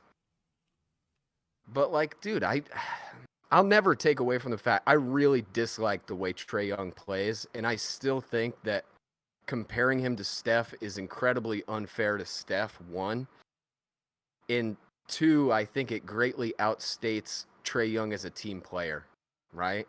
I don't necessarily think I feel as negatively about Trae as a team player as I did coming into this season, but I mean, there was still that fight with John Collins earlier this year where, like, he wasn't playing good at all, and he's arguing about who's getting the ball. It's like, Steph isn't doing that. Steph's not doing that. If things aren't going right. I mean, I guess. And again, I'm wrong, though. I mean, they're good, dude. He's incredible. I mean, he's been one of the best players in the playoffs. He's been one of the 6 or 7 best players so far in this playoffs. So I cannot take anything away from him at all. And I won't do that. Like, that's not who I am as a basketball fan. Like, I am full well okay admitting when I'm wrong. And I was wrong about Trae Young. I think he's definitely a needle mover in terms of winning basketball games, which coming into this season I thought was the opposite. I thought he was great stats, bad team. Looks like it's not the case. I mean, the thing I will say is that the Atlanta Hawks definitely did a really good job of building their team. I thought, I kind of also made a crazy video saying that they were the next NBA dynasty as well. But I do think that they have a really solid team. I mean, you look at the guys that they have, and we talk about guys like, I think, Bogey, Clint Capella, John Collins. I mean, they have definitely been gathering players, and they have a solid team around them. And to kind of not to kind of rub salt in the wound, it's the reason why I think that they are honestly going to beat the Knicks is because they should beat the Knicks. They should. Their team is all around way better. And sorry to interrupt you. It's the only other contrarian point I would give to all the Trae Young love going on right now. The only contrarian point I could have is that why is Bogey not getting any credit? I mean, that guy has been so unbelievably good since Nate McMillan took over as the coach. It's insane. If you think about the fact that the Bucks could have had this version of Bogey on their team, oh my gosh, dude, he's been so insane. Well, I mean, to be fair, I mean, they did get Drew Holiday, who's actually been playing really well for them. But yeah, it worked out. But imagine Bogey and Drew. They could have ended up having them both. They honestly should have. I mean, the way that Bogey plays, he's a solid player, and I've talked about this ever since he was a Sacramento Kings player, and yeah, dude, I watched him play. It's like I'm like, dude, get him and De'Aaron Fox some help, and they might be able to do something. But instead, this was the draft too. I mean, think about it. You drafted De'Aaron Fox. You have Bogdan Bogdanovic. It's like, okay, what else do we need? We're not going to get Ayton because he's obviously going to go number 1 to the Suns. Why don't take a flyer on Luka? And then it's like, all right, you got another ball handler and passer, and you got Bogey who could just be a 3-point shooter and just kind of be a knockdown shooter. I mean, this year he's shooting his best 3-point percentage and shooting a lot more threes at 43%. I mean, that's got to tell you a lot. I mean, throughout his career, He is a 38% 3-point shooter. That is really good in the NBA. 32 is average. 38 is, and it's getting better. And that, to me, and like you said, he doesn't get enough credit. They don't talk about him enough because these talk shows are very casual. They want to talk about like just Trae Young and that, because they're not doing their research. They have other people to do it for them. But Kwame Brown exposed him a little bit earlier, so I'll let him I'll let him do the exposing. The lack of attention on Bogey from analysts throughout the playoffs is like, I don't even really understand what they're watching. Like, as somebody who's watched every single second, because I'm a diehard Knicks fan, Bogey is insane. That guy is so good. Why he gets no credit it's astounding, right? And I know that it just comes off as like me going back to hating on Trae Young, take credit away from him. But I just think that is a bad recipe for a lot of teams, man. When the media just like adores the one guy and gives no credit to anybody else, it's a recipe for disaster. Recipe for disaster. Can we talk about the value of Trae versus Luka in that trade? Well, my opinion is pretty harsh on this one, but I'll let you go first, Bernie. I thought it was a great trade for both teams, and I've said that then, and I'll say it now. I thought both teams. I just think the culture. I think Trae Young fits the culture of Atlanta a lot better than like Luka. I think Luka would have been solid in Atlanta, and he definitely would have gotten them some wins and definitely gotten them some butts and seats. But I just think that when you look at a guy like Trae Young, he knows the culture. He fits the culture of the Atlanta Hawks. I think that he's definitely a guy that you could see really embracing the city as his own. And I do think that him, John Collins, Bogey, I think they definitely fit a lot better. And Luka, I think, fits better in Dallas. I think that they have drafted it, or they gave him a solid team, but they need, I still think they need at least one other guy. Culturally, there's no denying you're 100% right. Culturally, yes. I would just argue that if you want to win basketball, I would say it's a terrible trade. I mean, like, if you're looking just on a roster to roster, what Luka is capable of doing with a team of not nearly as good players in a much harder conference against a much harder team, I don't understand where the comparison and their value even could come in. I mean, what I mean? I mean, it comes from like win shares and other things like that. I mean, I think that when you look at a guy like Trae Young, his win shares are 7.2, and then if we go to Luka Doncic, I think his win shares are 7.7. So if they're on par with one another. Yeah. This is just where it comes down to for me. I think Luka, and I know I'm going to get some eye rolls. People probably are going to say I'm an idiot. I think Luka is arguably the best player in the league already, if not a top 2 or 3 player. Like, he's that good. He's having the greatest playoffs by somebody his age ever in the history of his age.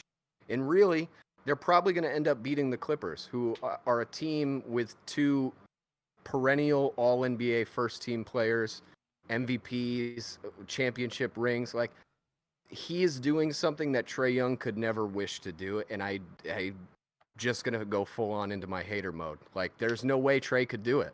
I'm sorry to tell you. We've seen Trae try and carry a team on his own, and it's just not the same thing as Luka. Yeah, I mean, the thing with I'll take the eye rolls. I know I'm doing the hater thing. I know I'm doing it. I'll take it. I think Luka's that good. I think he's one of the best players in the league. Easily has the most value in the league of any player. I mean, I think so too, but I also think that I think people are discrediting Trae Young because they just see him as like a Steph Curry clone, or like they think that he wants to be Steph Curry. But I just think his game's completely different. The fact, like I said, the fact that he's able to get those assists, to me, are the biggest reason as to why Trae Young is going to be, I think, suitable for this league from here on out for many years to come. He honestly should have been an All-Star this year, in my opinion. I think he did deserve it over our guy, my boy Jaylen Brown or Jason Tatum. I mean, Jason Tatum got hurt and had COVID, so it's like. See, I think that's crazy. I think at the time, there's no question he was not an All-Star over those guys. But I think he was terrible in the first half. But I do think that not being an All-Star really, I think, propelled him to where he's at right now. I would agree with that. Yeah, I'd agree because he wants to be an All-Star. I mean, he was one last year in the 2019 season, and I think that he has the ability to become one from here on out. Just kind of like what happened to Damian Lillard, where it's like, a lot of people were just kind of overlooking him. They're like, yeah, you do it, but let's see you do it consistently. And I think Trae Young is going to prove that once again. Going 25 and basically 9 again this season. And last year he was 29 and 9. Like I said, I do think that both teams won that trade. I will keep saying that the Sacramento Kings are my biggest losers, but they redeemed themselves with the Halliburton pick. Yeah, I mean, you definitely can't chalk it up to a loss for the Hawks. Like, that is foolish, right? They definitely did fine for themselves. It's just, to me, it's basically the equivalent of comparing, like, would you trade young LeBron for anybody, right? Which I know some people definitely roll their eyes, me saying Luka and young LeBron. Statistically, that's the only comparison, though, right? It is. So I think that's what you have to do. You have to put it through the lens of, are you going to, like, how do you value a trade in which one half of the trade has one of maybe the greatest potential players ever to live, right? It's really hard for me to ever say a guy like Trae is worth that. But the culture, you're definitely right. He fits Atlanta to a T. It's a great thing for their team. Exactly. And then, like I said, going back to that 2019 draft and looking at the NBA. Let's look at that, actually. Because there's some interesting ones in there, some interesting drops. We definitely have to talk about MPJ all the way at 15, or what is it, 14, actually? 14. I said he should have been... Wait, no, this is the right one.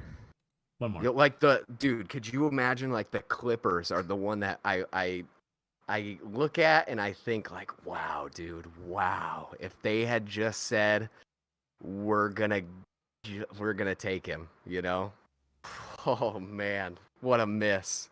What a miss. But maybe it isn't a miss, because then they wouldn't have got Kawhi and Paul George, probably. So yeah, but I mean, that would have been fine, because I mean, Paul George isn't really that's personal preference. Like, would you rather have what you have now, or a team with MPJ and maybe still Kawhi? Maybe he still went there anyway. I mean, again, you got Ayton, who, I think it's still, the jury's still out for him, like, a little bit. I do think that the presence of Chris Paul, and the reason why I talked about this like a year back, and the reason why they signed Chris Paul is to see what they can get out of Ayton, because I know that Chris Paul does really well with bigs. I mean, he did well with Blake Griffin, he did well with DeAndre Jordan, he did well with Steven Adams. I think DeAndre Jordan was the next logical like player to step up and to kind of see if he can't get him to get going. Then you got a guy like Marvin Bagley. Really? Yeah, that's the worst one on there, for sure. Like I said, he had the presence of a Jahlil Okafor type of player, where it's like, I'm not really sure he's going to be able to fit in this style of NBA. Jaren Jackson Jr. I think the jury's still out on him. He's been hurt a lot. Mo Bamba, jury's still out. I think Jaren is awesome. I'll just be the voice of disagreement. I know he's been injured a lot, but there are not a lot of guys in this class I would take over him. I still think he has some of the highest upside of any of the players here. I think Mikal Bridges, that was kind of like a wash. That's a great pick. Like, Philly should have kept him, but they decided to trade him. Philly definitely should have kept him. That's a bad one. Miles Bridges has been actually pretty solid. He had a nice year, from what I watched with Charlotte. I always liked when him and LaMelo were running the court together. That was actually a nice fit together. Michael Porter Jr. there. It's like, obviously we know that was just terrible. Dante at 17 is a pretty nice fit too. It's a solid one. I know he's hurt now. Kevin Huerter, I know he's not your favorite, but he also has been pretty solid for the Hawks. Yeah, he's a bum, dude. Grayson Allen, solid for the Grizz. He actually, yes. Not a bad player, man. He's actually definitely flipped my expectations of him as a guy. Like, he's solid. This draft, you also had Anthony Simons. I think the jury's still out on him. He's still a young player. Aaron Holiday, pretty solid. Robert Williams, I think he's another player that could be definitely a really good one. And then we even go to the second round. I mean, look at let's see the second round. Mitchell Robertson for the Knicks. Definitely a steal there. That was one of the steals of the draft, definitely. Gary Trent Jr. was in this draft. Another one. Devonta Graham, don't skip Devonta. Or Jalen Brunson. I mean, honestly, if you look at that first batch of the second round, minus Akobo, who's not been great, everybody else there is like pretty solid, dude. Javon Carter is not a bad player. Jalen Brunson, Devontae Graham, Mitchell Robinson. I don't know too much about Melvin Frazier. I don't even think he's in the league anymore. I actually think you made a video on Melvin Frazier, didn't you? I did. I thought he could. I thought he could be a steal of the draft. I But I remember still. you convinced me. I thought he had a lot. I liked him coming in. I think he still has some chance to do it, but it's gonna be. It's definitely gonna be a tall order. Got to But make it onto the court. Not yeah. impossible. And yeah, I mean, you just kind of look at this. DeAnthony Melton, another one. Well, Diallo. why don't we rank it? We want to rank it like our top 5 if we were to redraft. I mean, clearly skipping Luka, right? Can we just agree unanimous number 1? Like, what are you doing, right? Yeah, I think he was definitely the number one guy. He definitely should have been the number one guy in the draft. All right. Well, then let's rank it. What after that? What's your 5? I got Trae Young at number 2. All I right. got who else is here? Who else is here? I got Michael Porter Jr. And then I got DeAndre Ayton. And Wow, you put Ayton over SGA? then I got SGA at number 5. So you would keep Ayton over SGA? No, because what I got Luka, Trae, Michael Porter, then I got Ayton, and then it's Shea Gilgeous. That's my 5. Okay. Okay. Yeah, I mean, Luka is definitely like obviously right, and then I'd say 2. Dude, selfishly, I want to say MPJ because I think he's going to be better than Trae long term. But I'll say Trae because it's the reasonable thing to do. Like, I'm not going to be too big of an idiot. I won't be a skip today. 3, I'll definitely put MPJ. Shea Gilgeous-Alexander. 4, I want to put him 3 too. I like him a lot. Did you see Shea Gilgeous-Alexander? Did you see the Thunder's splits when he was on the court versus when he wasn't in terms of win-loss? Yep. Where they basically won like 50%, or they were 500 with him on the court, and then they won like 5 total games without him. That's crazy. That's really astounding because that's not a good team. Just shows how much he does. I think it's obvious with the way that the Thunder are right now, with they're just hoarding picks at this point. Yeah, I think it's smart. They're gonna trade. I think they're gonna just trade for somebody big, and then 5. If Jaren Jackson Jr. was healthier, I'd say him, but I'll put Ayton because I think Ayton is like still a defendable number 1, which is weird to say in a year where Luka was the other guy. I just don't think you can really fault the Suns necessarily for trying with Ayton. Like it's different than the Kings with Bagley. Like that's just a bad pick all around. Yeah, Ayton is. I mean, he really stepped his game up in the second half of the season, I thought. When he stopped shooting threes like he had been trying to for the first portion of his career, thinking he was like a 4, right? He really kind of settled into his role, and there was some times in the beginning of this Lakers series where I was watching the games, and to me, he was probably their best player for a couple stretches in the first 3 games when Booker was really struggling to make anything.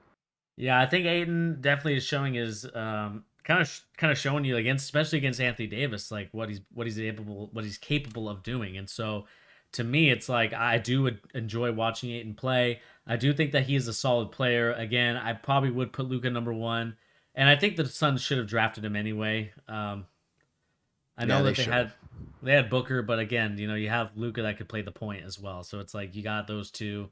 And then that way Sacramento would not have to deal with Marvin Bagley, but then again that might screw over Atlanta, but who knows. There's a lot of what ifs.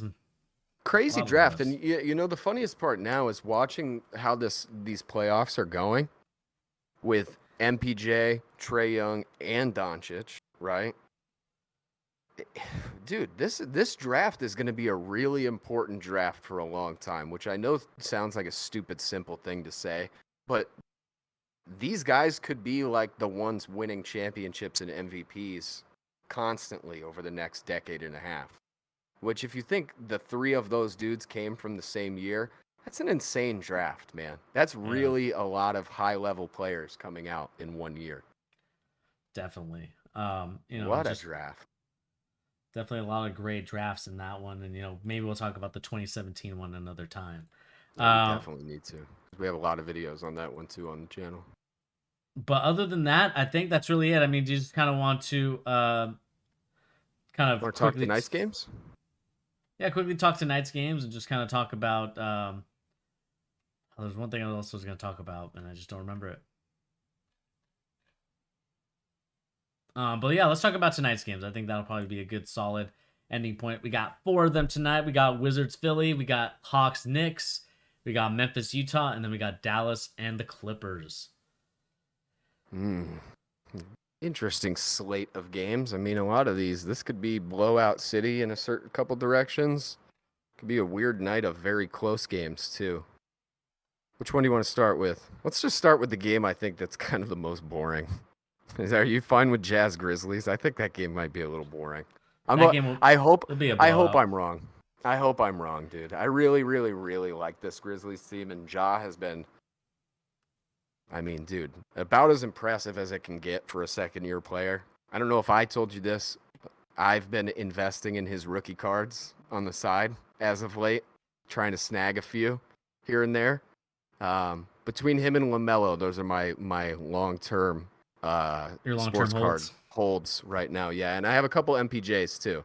But he has been super impressive. I just don't think they have the firepower to deal with the Jazz. The Jazz they're pretty good, man. I still am not sure I think they're worthy of a number 1 seed, but I think that game's going to be a blowout. It's my gut feeling. Yeah, I think it's going to be a blowout. I think Jazz win this one. They're going to move on to the second round. I think Mitchell being back definitely gives them a huge advantage. And so I think that definitely going to be a blowout in that one. Don't see any other difference. I think the Grizzlies need to go back to the drawing board and figure out what they're going to do to get another superstar to come to Tennessee. Hey, one way or the other, as a Grizzlies fan, if you're a Grizzlies fan, anybody on the Grizzlies, there's no way you can be disappointed with this season. There is no way. As many injuries as they had, like Jaren Jackson not playing any of the regular season. I don't know if he played any games in the regular season, did he? Maybe like 3 at the end. Some. I think he played the last maybe few right at the down the stretch. I mean, seeing what Ja's been able to do, he's been borderline unstoppable on offense for a few stretches.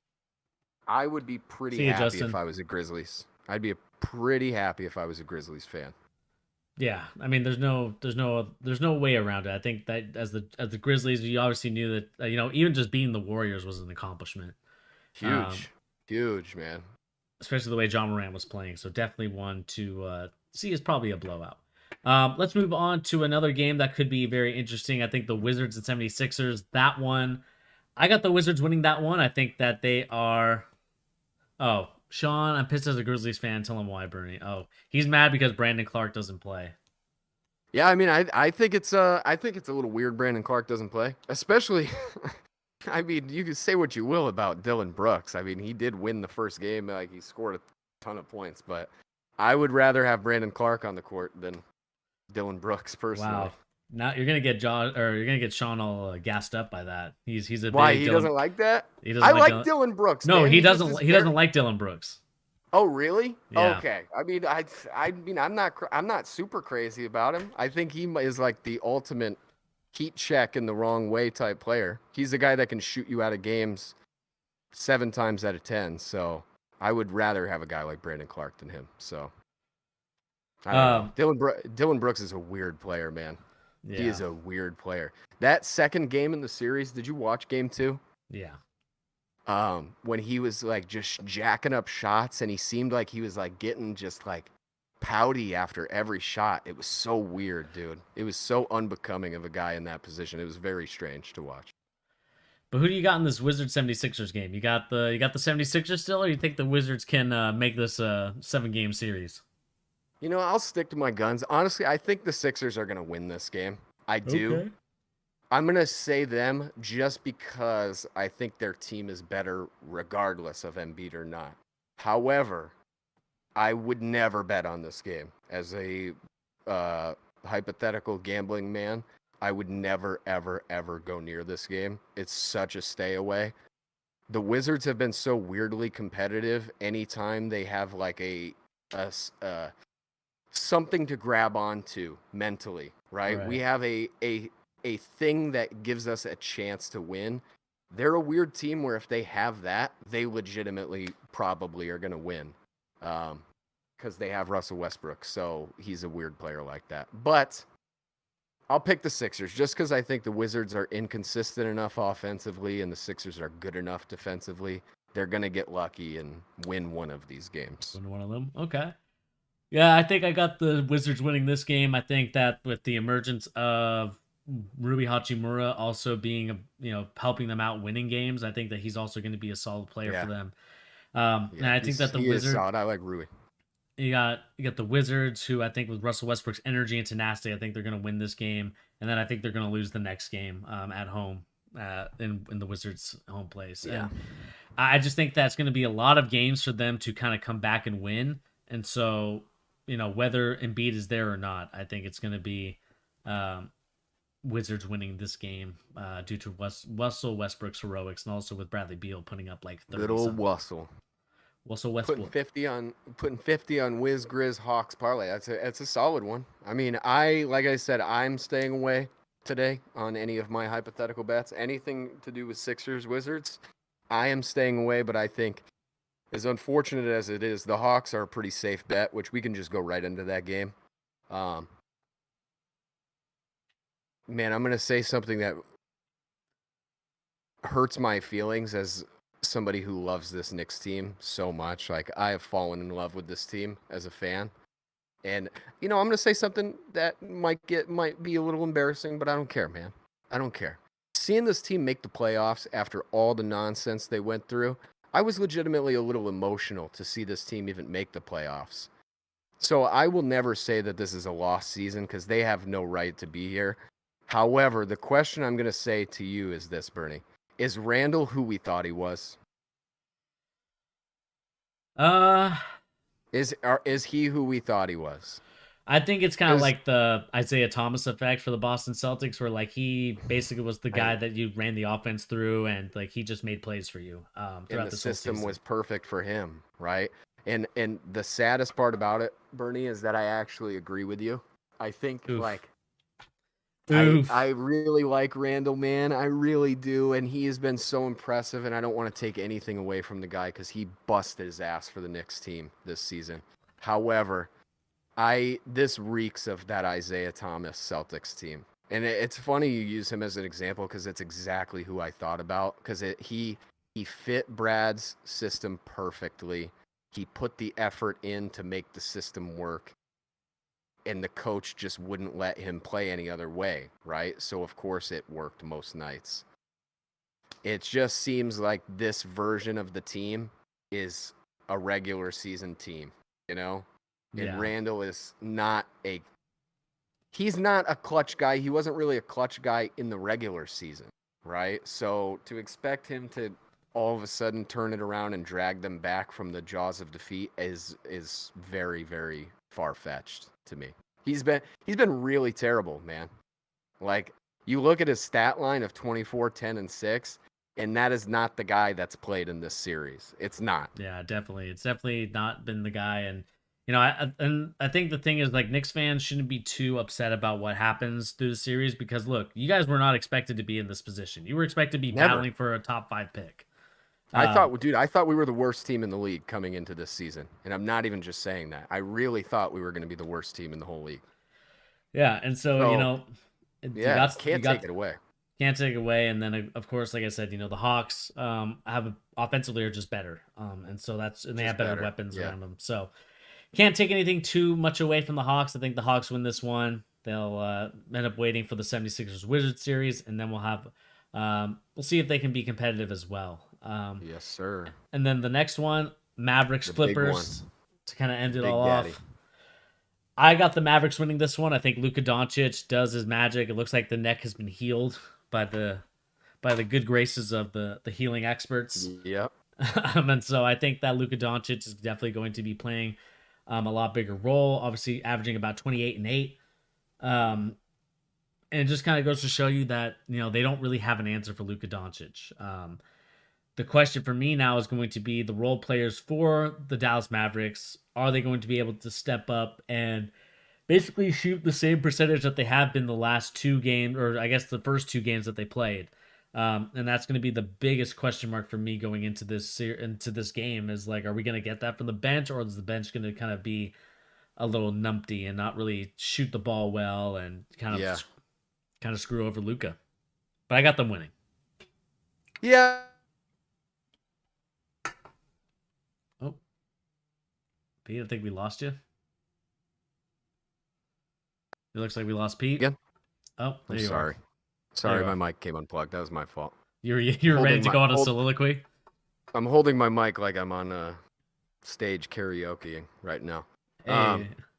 I'm going to take the Mavs too. I think this game is borderline a stay away as well, as far as like if I was really to put my foot in the stone, and say who's going to win, I would stay away from this one too. I just think, like, dude, they, like you said, they really don't have an answer for Doncic. He's the best player in the playoffs so far to me. Not to keep harping on how much I love him, but he has been the best player in the playoffs. And you looked at that last game when the Clippers had to win, dude. That they were doing everything they could to stay alive against Luka. That does not bode well for them, in my opinion. And we're gonna go to a conversation really quick, Bernie, that I'm gonna eat my crow and say you're right. I'm gonna eat my crow again because I'm a big man. All right, you're a crow eater. Yep. I've never said that Ty Lue was a good coach. I just argued that he wasn't as bad of a coach as you thought he was. He's a bad coach. He's a bad coach. You are right. You were always right. He's the worst coach in the league. I'm sorry to say it, Clippers fans, if there are any of you in existence, if you're watching. Ty Lue is a bad coach. It was a bad choice. I don't understand why they thought that was the move. He must have had such a good interview. Well, I think it's just the fact that he won a championship with LeBron James and just kind of like won with the Cavaliers on like a crazy, like no one thought he would be able to win it. And it's just kind of one of those things that like you look at it and you just see here that, you know, I think that the way that everything is right now, to me, maybe it's really Chauncey Billups, who's an assistant coach for the Clippers, has been helping him kind of put together the game plan. And so it'll bode well if he decides to come to the Celtics, but you know, we'll see if that happens. And so you're saying you think Chauncey might have been doing the last couple games of game plan? Is that what you're saying? Like he might have taken over or something? I think honestly the assistant coaches have been helping Tyronn Lue. Not saying that Tyronn Lue doesn't know how to coach or anything like that, but dude, if that's the case, that's a bad thing for them, in my opinion. I would say if that's what they find out, if it comes out that Chauncey's been making the decisions, run away from him as your coach. They have made some of the worst, weirdest choices in this series. I just don't understand what the coaching is. I don't get it. I mean, they did win their last two games, so I can't really be too. They should though. Like they should sweep this Mavs team. This Mavs team isn't good. Like on paper, it's Doncic and a bunch of below average role players. Like they should easily sweep this team. So even if they go on to win 4-2. It's still a loss to me. You have two of the best players in the league. How are you even questionably losing to these guys? Yeah. Speaks to them ducking the Lakers, dude. They ducked the team that's going to end up, and I know it has nothing to do with like them ducking this team. They ran away from a team that's going to get eliminated in the first round. Like that is one of the weakest mental moves in the history of the NBA, in my opinion. Why pay those guys if you don't think you can win? Yeah, I definitely think that Paul George and Kawhi Leonard definitely owe Doc Rivers an apology. Like, you can't be complaining about Doc Rivers. No way. And basically saying Doc is a bad coach after this. And, like, you can't use Doc as, like, the excuse or the crutch, where I feel like Paul George uses whatever excuses he can, whether it's his injuries or whether it's his play or whether it's, you know, coaching. Like, the excuse is stop now. Like, if you guys don't make it, it's a complete failure. Not a complete failure, but it's definitely not a, you know, you expected a championship out of this team and just didn't get it. And so I think that when you look at the whole numbers, when you look at everything, you know, I don't even see Paul George in this photo for offensive points added versus defensive points allowed. Like, I'm still looking for him in the sea of players. I'm trying to find him too, and I really don't see him. Whoops. He must be buried somewhere. This I is don't see him at all. I mean, uh, dude, yeah, that what you just said there kind of sums the Clippers season up to me, and like the ultimate. Why did you guys whine and moan so much about Doc Rivers? Like you guys underperformed and then blame that dude for all your problems. And I was one of the people saying that last year when it happened. It couldn't be more obvious now that that is like wasn't the case when Paul George was making all those excuses. Because like I remember one of the ones was like Doc was playing me out of position, right? yeah. Wasn't that one of the things he was saying? Like He was like, he was making he's the basically spot up playing him like Ray Allen when he was in Boston. It's just like, like no, yeah, nobody did that, right? Nobody did that to you. It's more the problem for me with the Clippers is not only the mental weakness, it's more just they are a team very I think they were a team that won the championships in their head when they signed there, right? So they thought they were winners before they won anything. yeah, So you just that never succeeds, man. This Clippers team actually like pisses me off. They really bother me.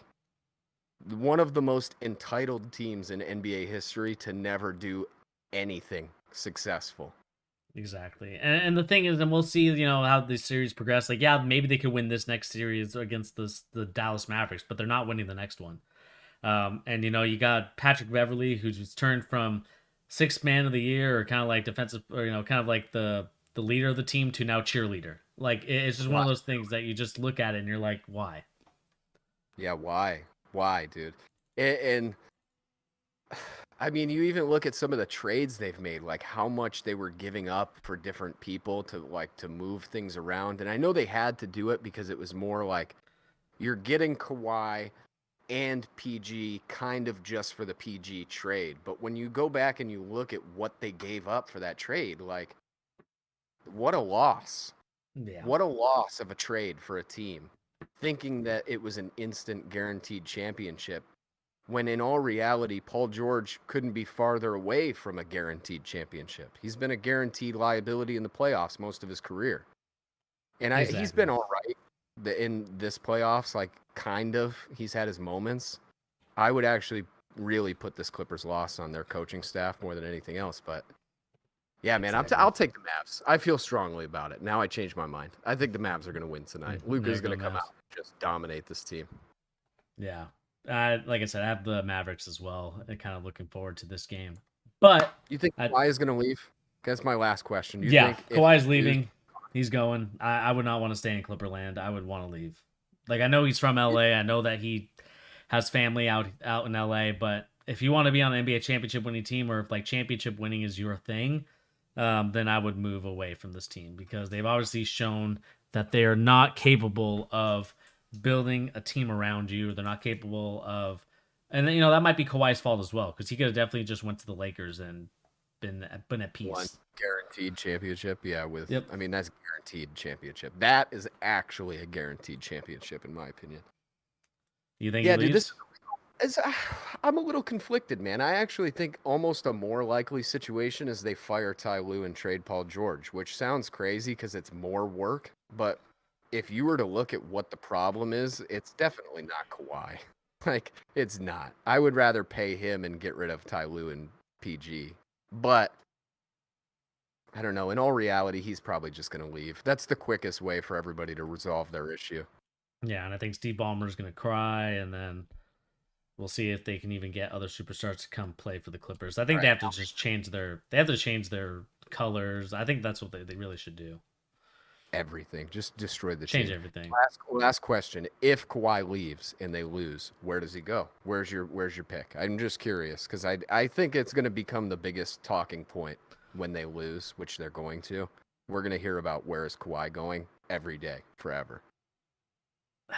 I think the answer you want to hear is the Knicks. I That's that. actually am not sure I want to hear it because I just don't know if it's a great fit between his I want to sit games and Tibbs I want to play you every minute. Like I think they would butt heads a lot. PM has them going to Golden State. Golden State. That's interesting. I think more likely than not, I think he might go to Miami. I hope I'm wrong, but I think that's where he's gonna go. Could go to Miami, maybe go back to San Antonio, repair things He with. wants to play in a big market and be a superstar, and I think Jimmy would be fine playing with a guy like him. Like I think they would all be all right. And Pat Riley is not gonna let Kawhi be late to practice and stuff like all those complaints that came out after last season were. I think it might happen. Yeah. Get away from the Western Conference. That's what I would do. Yeah, go back to the East and play for one of these teams again. Or Toronto. I mean, people have been saying Toronto too. I just don't see it. No, not after the way he left them. They still love him. They would take him back in a second. I just don't know if that's where he would want to go. I don't know. It'd be interesting. I think Philly might be in for him, or even if Philly can finagle. Philly would be very fun. Yeah, in the East, I mean, I don't even know who could afford him. You don't think the Celtics would do anything to try and get him? They'll try, but I still think that, well, if Brad Stevens can do that, he's already done a lot more. If he gets Kawhi, he's already a better GM than anything Danny Ainge ever did. You might be right about that. That's funny. But yeah, we'll see what happens, man. It's going to be a great sleeper pick. Chicago. They could definitely use him after they traded for Vucevic and just didn't get him anywhere. Sleeper pick. Get rid of Levine and replace him with Kawhi. Interesting. I know that I say get rid of Levine. Like, I think they'd probably just keep everybody they have and get Kawhi. Probably. I think that's probably the way that they're going to go. But I actually think that'd be a terrible team too, but go ahead.